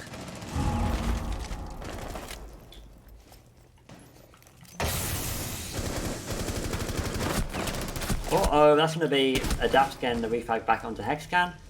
And Hexcan killing him for his trouble. Now Joey's pushing through and takes out Alfred, making it now an equal 2v2. Making that 2v1 as Joey's still doing such good stuff in this game so far. And now Daz is able to finish off Hexcan. He's injured inside of Drum. Joey right now is fragging out of his mind with his Rooney GR. You usually see the P10 Rooney, but I think the recoil nerves have turned Joey away from that, and he's fragging out his DMR, and now he sees the time I push through his Karaoke. Can't land his initial bullets, but I'm sure he'll be able to land the final shots as now he pushes through the rotation. I'm sure he goes once he's coming right now. He's being flashed out from the thermite. He's already pushed back into the team. He knows what's coming here. But so does LKS. Is now going to suppress him. He's going to have to land the headshot here to win this round, but no, he can't do it. Joey gets the kill onto him once again. 3 kills. She might have even been 4 kills on the round for him in that. And number 11. And gives Vivid now somehow, despite being so far behind, gives the match point. And of course, if Vivid lose this round, it would be the first time that they've ever gone to overtime. As normally they are winning 7-1, 7-3. Of course, their closest game was 7-5, I believe, against Neverlast. It was, yes, 7-5 against Neverlast on Skyscraper as well. So, can it happen? Can Playday game be Neverlast in disguise? Of course, we'll have to really see within the next 3 minutes. We will know if it is overtime or if it is going to be a 2-0 and not dropping them out. I mean, I kind of hope that for Katana's sake they do end up taking this round, because it would be a real shame after they've been so strong. They were 5-2 up at one point in this game, and they've just thrown it all away. They've lost now. That would be 5 rounds, or it could be 5 rounds in a row if they lose this next round. At the moment it's 4. The momentum has definitely swung directly in the favour of Vivid, and they get to go back to Expedition, which they won previously. So yeah, not a great angle looking at here for the side of Katana. I mean, they won nearly every round on the second half, apart from the first one, so there's not much to go off of. But it looks like the same setup with the head holes, or kind of the feet holes more like, in the office, as well as some pressure from below inside the bedroom with those head holes too. But oh no, Matt just continues to play so aggressive, gets that entry frag, lets it fall back a little bit. By Coffee gets it frag back now, making his way to Barbecue, and Alfred gets that frag into Joey, who tries to run out of Drum, but doesn't quite work out in his favour then. A fake cross this round, you can barely even see what's going on, which is happening so quickly in this round. Unlike we've seen in most rounds where it's been more methodical on both sides, I think everyone's kind of just going a bit mad. Maybe it's a bit too much pressure from it being round number 12, who knows. But now the drones are going to come out, or the drone replicates, I should say, are going to start coming out. Because I was watching these feet holes though, they could catch the sledge off guard, but he's going to be careful because Zofia who's now just beside this castle barricade. This is why feet holes are so powerful, because as long as you know how to use them properly, they can be so easy to get these sneaky little frags if the attacker don't know they're there. He's currently watching the fade top of these black sleds, and he pushes up, he's going to be walking straight into the line of sight of the UMP. He's waiting for the peak to come through right now. He's having to hold a very tight angle as he will be taken off the board very, very quickly. So let's be careful. Now he's also been droned out, and I think he's about to come through from Profit. And the Sledgehammer's going to open up that castle back. Can he take out one? No, he can't. Now gets taken off the board. It's another 4v2 situation for Vivid, and if it's aimed at the clutch for Matt and Adapts, the time is now. Yeah, and of course, 4v2 right now, but bring it to 4v1. Is it going to go to overtime, or is Matt's going to get that 1v4 clutch? No, it does not, and it is to overtime. First time we have seen it go to overtime. Wow. Well played. I'd say it is going to go to overtime. Was you expecting it to really go this far, or was you expecting it to go to overtime?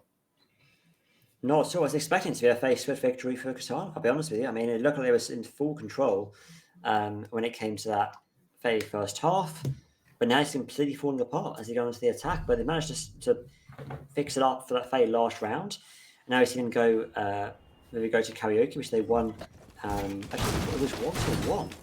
Actually, it was 2-1. So it's record so far: 2 wins, 1 loss in their second defensive half. So I would have maybe gone to another bomb set, perhaps barbecue or something, just to try it out again, because barbecues are a lot more successful, I would argue, than karaoke. But they're being confident in their skill. They're going for another karaoke defense, and going for the exact same hold again on this off his side, which hopefully will mean a different result. But it's hard to predict these teams right now, because it's very clear that Katana are slowly starting to adapt to what they're seeing on the Vivid side, but maybe it's a little bit kind of too late for adaptations at this stage. Yeah, of course, Vivid are on the defense, and most of their rounds this game has come from defense. So they might be chilled, they might be like, oh no, we've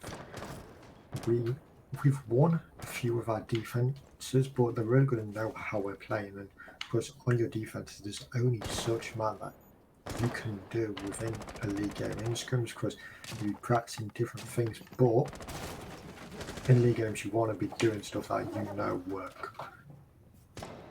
You definitely do, yeah. Now, Alpha was actually sprinting there on the Nook, which kind of cancels out the ability as a whole, because if you do sprint, that Nook ability is not active. But oh no, you're not looking about that hatch there, my friend. That's going to be instantly again an easy frag there, making him that 10 to 10 KD in this game now. And a very powerful frag to get off the ball. That's going to be the top fragger, or second fragger. Top fragger for Katana, joined by Profit and Future, respectively. That's going to, so yeah, I mean, it's also 2 grenades gone as well. So a lot of utility. And it's a Nook, so no longer are we going to see any kind of sneaky attacks here from Katana. Yeah, of course, to say that those 2 nades are going to be gone. And wow, Joey with a fantastic shot from above there. I want to point out, both their kills have come from above him. Of course, when you are on Sky, people like to push below, and they don't really like to push above. And that, as we've seen, 2 kills and statistics speak. They definitely do, yeah. Miss East are going to be still alive engaged here, trying to apply some pressure. It's going to be a 5v2 situation so far for the defense. Can they get a 5v2? No, they can't. He can't land the shots, but somehow there's been an injure from Future. I'm not quite sure where that actually came from, but oh no, now the TTSG is going to do so much damage. He's actually going to injure the ace. But he can't finish off quite yet, but he can get a double kill here from Dallas to finish off his kills. Oh my god, he avoids the Claymore. That could have been a key moment. It could have been revived, but no. He avoids it, and Daps gets that final frag. I mean, that's the thing about a double window is if you place that grenade like Claymore on the far left-hand side, you can avoid it if you jump out the far right-hand side, and that's just exactly what Dallas did there. And means now we're going to round 14. We're going to swap sides, and Vivid on match point and overtime. Can he snatch through that 1 point, or will they be taking our first loss here? It's going to be hard. I feel like they are going to be under a lot of pressure, both these teams, of course. Vivid don't need this much as Katana, really. Because Vivid, no matter what happens, like we said, they're still first. Yeah, you want to be getting that. So, of course, you're going to be 18 and out. And when you're 18 and out, other teams are going to look at you when you're in playoffs. They're going to be like, ouch, they have not dropped a match. Yeah, they have dropped a match, but the teams that they did beat, unfortunately, they have been a forfeit. That's Spanish, so of course that's where they've dropped 16. 17-0 right now, maybe going on to 18-0. They did, of course, I think they lost about 3 or 4 maps, but of course, like I say, they forfeit, so they do get a reset now. That's fair enough. Yeah, so kind of mixture of stakes, but overall, I think having that clean record is just so nice to look at, and I definitely want that kind of as a more of a reputation thing for you all, because if you have a flawless record in the league, it's pretty exceptional. Especially in the league like EOL, where the season is quite long in duration. They have a completely flawless record against every single team. It's definitely nothing to scoff at. So if they can do it, it'll be fantastic. If they can't, though, then it's definitely nothing to be ashamed of. The Prophet is going to try and deny that, as he takes the Mr. East fairly quickly from above, I believe it would have been, from inside of Drum. So it takes him off the board very swiftly. Now Alpha's going to be alone inside of the bar, or behind the bar right now in particular. Matt's going to open up that castle barricade to allow his team to get a bit more control of this area of the map. You're also going to open up that castle barricade towards countryside. And we're looking to try and spike off this smoke, and does actually injure him off, or injure him on the floor. But now he's finished off by Joey there, so that is the final kill coming through there. And Alkias does get fired back over to Joey as he's behind the bar in sort of restaurant. So not an angry we watch for every single day. But Darcy now going to fight with another defender. It's going to be Future and takes him off the board, swinging from toilet door. Does not do him any favour, unfortunately. And now it's a 3v situation again. Such equal man count in the majority of these rounds, I'll be honest. So, and it's no surprise really, because the teams are so equal in kind of mechanical skill. Yeah, of course. Like we did just mention 3v3, 1 minute 25 on the attack. Of course, we have seen their attacks being not sloppy, but of course they're not really slapping them down, as they are very good on defense. But it does look like Castle is just going to be playing quite passive behind the bar and just really waiting for that killing. It does look like he might get a kill any second now. He's going to come through thick and fast, this push here, but there's going to be a bit of a flank coming through from Hexcan, who's going to be on the bottom of Black Stairs. Or bottom of the main, yeah, bottom of Black Stairs even. Might as well get that fight back into the bomb site. Now he's going to bugger his position on the bottom of the stairs, but can he take out H? Yes, he can. He's back to the board, diffuser down on the floor as well. But he's been forced to run away, and he's going to get a frag back onto the main stairs. And Adapt has to get that frag, but no, he can't land it. And they're both going to run upstairs, both the attackers, both the defenders. And it's going to allow Adapt to get the diffuser back, or is it back into the site? But he's going to find it quite difficult to get a plant down there, as there's so many vertical angles that the defenders have access to, as well as a hatch that they can drop down in mere moments. The plant is going to go down now. Adapt is going to expect the drops, he's going to expect the fangs coming out. Can he watch the angles in enough time? He's going to see Hexcan shooting some shots, and not landing though. Can he take out one? No, he can't. Leaves Hexcan on low HP. Gives Hexcan his first couple of frags. He's now 5 and 10 in this game. Still not as good, but still enough to keep his team in the game and take us to round number 15 on number 2. Yeah, of course, Ace did try and swing that, and of course, he did get taken down by the alibi. Of course, they both knew where each other was, and it was just more of the who's really got the faster reaction. So, of course, Ace unfortunately did get picked off, but unfortunately, they didn't really get the refrag to get alibi. And if they got the alibi, we might be seeing something else. But we're not. They're all going to go on the defense, bedroom and bathroom right now, and I believe we haven't seen the site. No, I don't believe so. No, not in this particular game anyway. Well, actually, have we seen it? We saw it, I believe. I thought we saw it once. I may have been picked and switched off with. Yeah, I think it was going to be picked around number 11, but it got switched off. So it's going to be the first time we've actually seen it played in this game. There's been a lot of just like karaoke expedition and the odd barbecue snuck in there. So yeah, definitely a great sight to see. Revered on round number 11 or round number 15 even. The final round of the series. The final round to try and make it a 2-0 victory for them. I mean, on average, I would say round number 15 defenders do tend to get that victory, just because they're able to play a bit more passively and just play completely safe.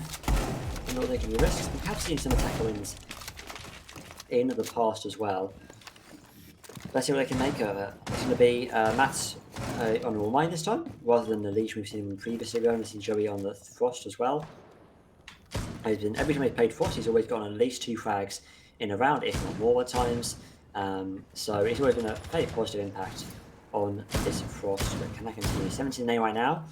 Could he get 20 kills in this game? You know, if he plays well enough, it's definitely not off the cards for someone like Joey. He's been shown to do it time and time again. And once again, in this particular game, he has been the star, the MVP of this particular game. Breach can be opened up by that ace, and there's going to be adapts being a little bit passive, a little bit aggressive on that breach, but no one's going to be peeking it. I think the thing is for the attack, really catch always play passively, or play passively on the attack, but not too passively that you run out of time, or don't push in, but enough that you don't give away your position and give away your life too quickly. And right now they're not really pushing at all. They're actually still in the Pally, waiting for a run out to come through, and nothing's happening right now. And no one's playing as dangerous as they have previously. I think Final 15 is around one round where people are going to change their playstyle to play more passive compared to the others. And it seems to be working out well so far. As I say though, Joey runs out this single wall breach. That might not have been the best of ideas. LKS gets that frag, and that's not a good start for it. Of course, we do see Ace on pretty low HP, but I feel like Joey really doing that wasn't really the smartest move he's ever done, especially when it is an overall match point. This way you want to win more than anything, and like I've mentioned, making it 18-0 really. Oh no, Alphys was straight into Matt there, didn't drone it, just face lecture it, but he still wins the gunfight, and Dash does get the fight back a little bit to make it a 4v3, but right now the attack are in the annotated position. Now we're just waiting for that final few moments to come through. The swing isn't coming through into the window, but definitely more passive now, I would say. They have 50 seconds here to get an attack coming through. Dash is going to be peeking there, not quite able to land the shots. Already saw Adapt in the same position on, or similar position here, on round 15 on the middle, and able to clutch a 1v2. But it is definitely good in these kind of high level, these kind of high tense positions. Round number 15. But can he repeat it again here? Dash does that swing onto LPS. Makes it a keep fighting off the board there. He's going to swing once again here on the breach. They see some above as well. That goes to his position. That means that now no flags will be coming out anytime soon from the attack, but the swings will definitely still be coming out. As Dash, despite being number 15, still playing so aggressive, and Hexcan is none the wiser where he's even going right now. Before he doesn't have frag double, he comes down the stairs, forcing me back into the bomb side, and Hexcan gets a frag back. Now he adapts in a 1v3, but can he do it again? No, he cannot! And Katana, despite low odds after that second half, still managed to get the 1-1 scoreline in this game. And what a series. Well, particularly that second map, a great showing from both teams. Benny and Katana able to get that that final little round. I mean, it could be anyone's game there, really. But hey, we'll see what happens. And it's a clear sign that they're not giving up anytime soon. We may have lost Smokey there. I think the internet may have cut out, or am I still here? Maybe. Okay, I think he's turning off his camera. Okay, that's okay. I was wondering what happened there. That's fine. But that was a fantastic series. We are going to try and get a quick interview with at least one of the teams. I know Mr. Eater loves to pop in for the interviews. And there he is. Yeah, Smokey's return now. But what do you think of Katana's performance on that second map? Do you think it was worthy to get the victory, or do you think perhaps Vivid deserved that win a little bit more? Of course, congratulations to both teams, how they played. Of course, I feel like Katana really played that well. Of course, yeah, there was 5-2 up. They slipped back, but they still brought it back, of course. On the right point, yeah, we did see Joey run out. What was quite confusing why he ran out more than anything. What I'd love to see why he ran out. Was there a reason for him to run out? Was he really not throwing, but just playing too aggressive and just forgetting it is overtime match point? Yeah, you've got to remember that these games are going to be very, very close. I think whether you play, playing aggressive there may not have been the play for the defense. I think had they played a bit more passively, had they played a bit more like you were meant to on round number 15 in a best of 1 series or best of 2 series or any series for that matter, it would have been a different outcome perhaps, and they would have had to keep that clean record. But the final map of the final game, they unfortunately weren't able to get that victory. But there's an overtime loss still, so they still only get, they only lose 2 points with a potential 3. Which which isn't too bad. It could be a lot worse for Vivid. They could have actually had a full-on loss and then been even worse. But hey, I mean, they're still first in the group. They're still got plenty to be proud of in this league and during this season. We're going to see if anyone from Vivid or Katana are free for an interview. Yeah, I mean, usually Mr. ECL has to come through, but sometimes we get Joey involved as well. So we'll see who comes through there. We might get someone from Katana as well. It's great to see kind of what their mindset was in that second main, because they definitely changed. I felt like they were more confident in themselves, more confident in each other. They had more trust in each other. And that led to fake outcomes in that series, because if you're down and if you're kind of in a bad position as a team, coming through with a good mentality makes a big difference. We're going to interview from both teams here. We're going to have Lou coming in, who was actually LKS in that game. We're also going to have Joey coming in as well. So here's Joey. Welcome, Joey, to the interview. GG's on that series. How do you feel after that series? Obviously mixed feelings. You're no longer completely clean record, but you're still first in the group.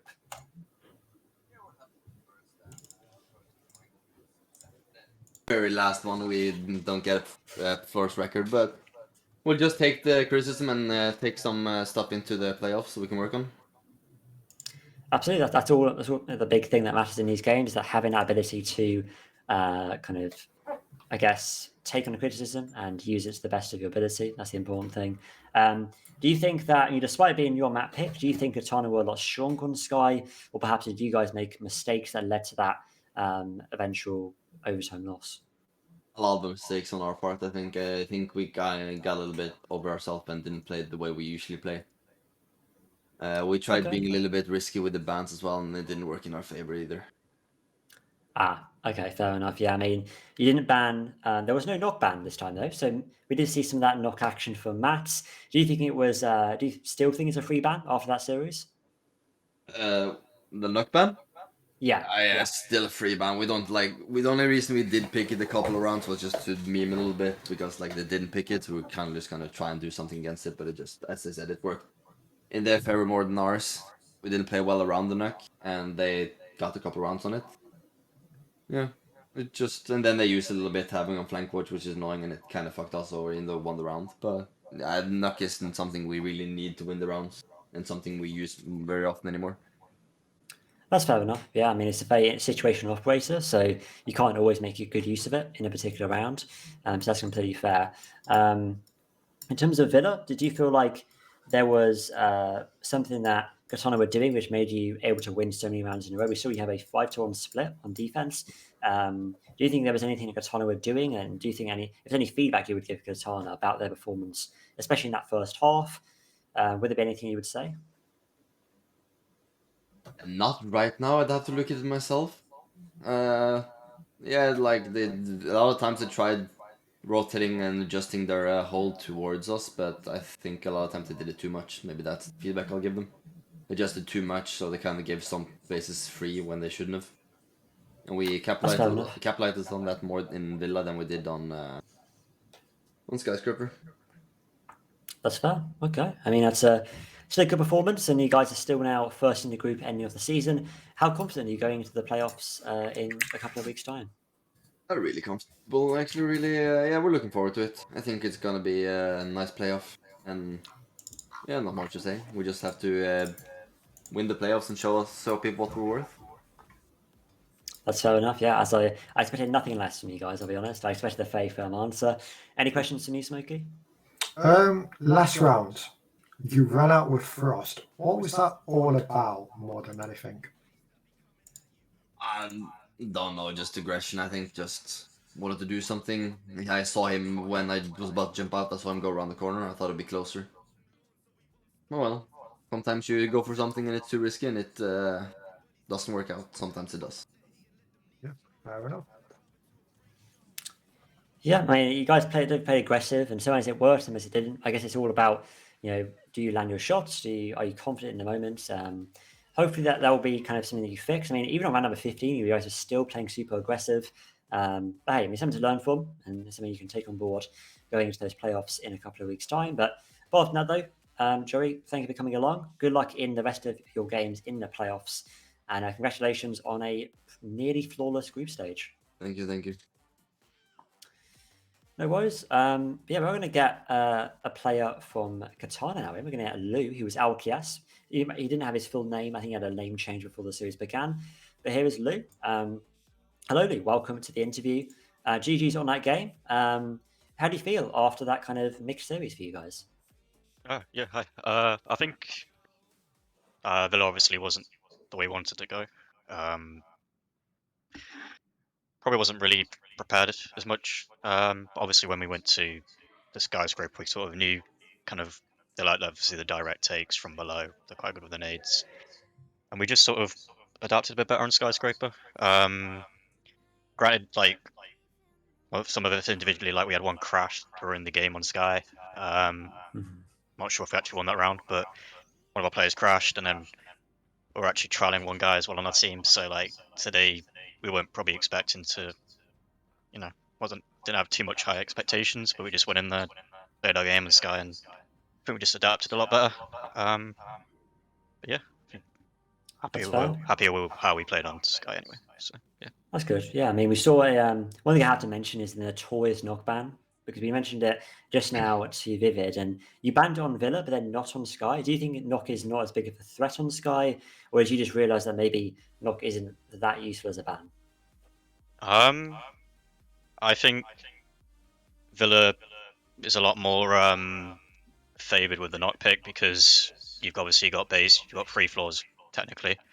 With basement, it's a lot bigger of a map in my opinion as well.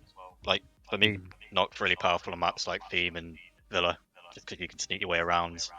But in hindsight, I think maybe we could have probably kept the knock up for Sky because they had a lot of like bulletproof cameras and stuff. They think they would bring like two per round. They had a lot of information, so maybe bringing the knock would have been better on Sky, but we didn't know that, and we went with I think the Maverick ban because Yeah. he's very strong on Skyscraper in my opinion. So. Okay, fair enough. Anything else? I mean, we have to talk about the first half that went through there. I mean, we had a fantastic attacking half, but then a lot more weaker defenses. Is that something that you guys were expecting? Do you know that maybe you needed more work on your defenses? And do you think that maybe Sky is more of an attacker-faded map? I felt like normally we defended quite well on Skyscraper. T Karaoke we had was more of like a 50-50 for us because of that sort of black stairs push they went for. It threw us off a little bit because we're used to sort of the office side takes, but I think when it came down to kitchen, it worked, and then when it came down to exhibition, it worked quite well for us. And then for them, we attacked their exhibition side kind of like directly from the outside breach, but then we've realized after we lost that round, it's probably not the best side to go, so we went to the sort of geisha side that time, and then I think we just exploited a hole in their strat and went from that way, and we got the round win off it. That's very good. Yeah, it's all about adapting, especially against a team like Vivid. You know, they're very changeable per round. Yeah, definitely. Did you, I mean, on that very last round, on round number 15 of Sky, you went to Bedroom in Bathroom. Is that a site you guys expected them to go? And how did you feel when you started to attack? Did you have a good plan, or did you kind of have to kind of improvise on the spot? We said to ourselves on the last round when we were in prep phase that, well, picking ups anyway, that we thought they'd go exhibition again because that was probably one of their stronger sides. And then when they picked Bedroom, we were like, okay, it's probably going to be like one of these, one-off pocket strats to kind of throw us off. But I felt like we just dealt with it well. They tried to get aggro for some reason at times, like running out the breach. I don't know why, but that kind of gave us some early picks. And then we just joined site. We realized that we could just send Zafir in. So I think Alfred just went in, got a kill, got traded. And then luckily we had good information for I think it was like a 3v3. Each one of our players got the kill and we won, yeah. So we just went in at the same time. Very good. Yeah. Well, it's great showing from a team which is, I don't know if you knew this before the game, you probably did, but they were basically flawless, completely. They were 16-0 before today. You finally changed that to make it 17-1. Yeah. So a good performance from you guys, and hopefully you're proud of that win. I think you should be. Vivid are not an easy team to beat, and to show them a showing like that, definitely something to be proud of. But I wish you luck in the rest of your games. Hopefully you'll enjoy. Hopefully you're in the playoffs by now, and I'm not sure how the standings work in this league, but hopefully you've got in, and hopefully you continue to succeed in the rest of your games. It's clearly not a team that is going to go down without a fight. Some mistakes being made, but of course that is what these leagues are all about. It's all about learning, adapting, and improving it at the end of the day. So hopefully you learned a lot from playing Vivid. They're a very strong team. And do you have anything else to say before we end off the interview? No, yeah, we do make playoffs now. I think that takes us to third place. I'm correct. I might be wrong, but I think it takes third place. And yeah, we just seem to do quite well against big teams like Wildcats. We took a map off, and then Vivid, who, like you said, were kind of flawless until today. So like kind of like they're Titan killers in a way. So very much so. That's what we call ourselves anyway. But yeah. Any final shout-outs before the end of the interview? Just shout-outs to my my team and my coach on Responsive Dan. Very good. We saw him in the Twitch chat throughout the games. He's been supporting the stream. Any questions? Any last comments from you, Smokey? I want to talk about your maps more than anything. Of course, your auto bans are, of course, Banking Cafe, and you've banned Skyscraper 2 times in all of the times that you played EOL. Was it a map that you wanted to play from day one, but of course they've been banned 6 times against you, or did you really want to be not really playing it too much and be playing it in the playoffs? Sorry, what map was this? Was this Sky? Oh yeah, Skyscraper. I think it's just been a map that no one's really taken us to. We've, like you said, we've done it a couple of times, but it's not really one of the maps we like. Yeah, we can't play this map. Obviously, today's shown we can play it, but it's just sort of a map that we haven't really been taken to more than anything. Not a map that we're trying to hide strats on purpose. We went to it today, and we were fine with going to Skyscraper. We're comfortable on most maps, so when it came to Sky, we were kind of fine with it. We knew what we had to do. We've been strumming it a lot, so yeah, it was just a map that we don't get to play against teams, maybe because it's one of the new maps. I say new maps, but these are Theme Park, Border, and Sky, the ones that just come back. A lot of teams still trying to learn it. So yeah, it's just a map that we've not banned on purpose, but when we get it, we're happy to play it. Will we see Bank soon now? That is my main question. You never know. We may see Bank in the now that we're in the playoffs. Obviously, a lot more maps are going to be played because you only get a few more bans, and obviously BO3s, BO5s work. You'll be playing a lot more. But I never say never. We probably could play Bank. Just really depends on what map we feel the other team's strong on, because we always look at their best picks, what they're good at, what maps they've lost. So we'll see. I think that's everything for me. Of course, congratulations, and hopefully we'll see you again soon. Yep, thank you. Good luck, Lou, and we'll see you in the future games of EOL. Yep, okay, thank you. All right, so that was Lou from the side of Katana Gaming, or LKS in game. What a series there. I mean, that was not quite what we expected on map number 2, especially.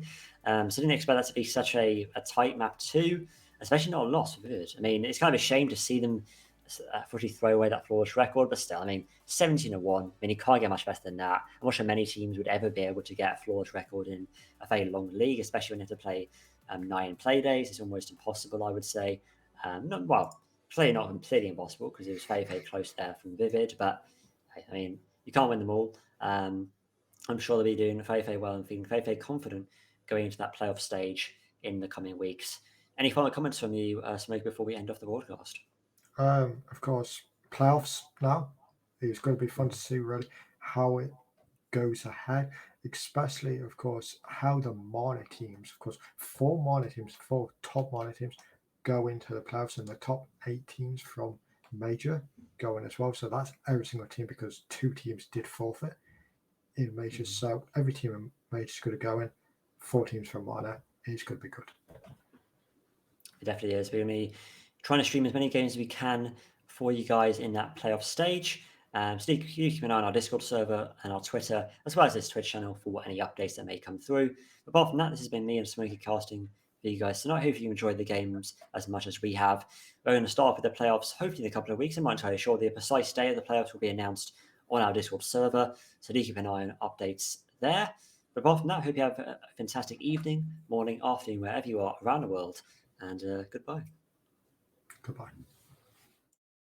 Welcome to PGS Esports, where the players play. Your number one platform for all things esports. Built by gamers, for gamers, PGS puts talented players in the spotlight and creates a safe space for players of any skill level. Share stats with players from over 130 countries.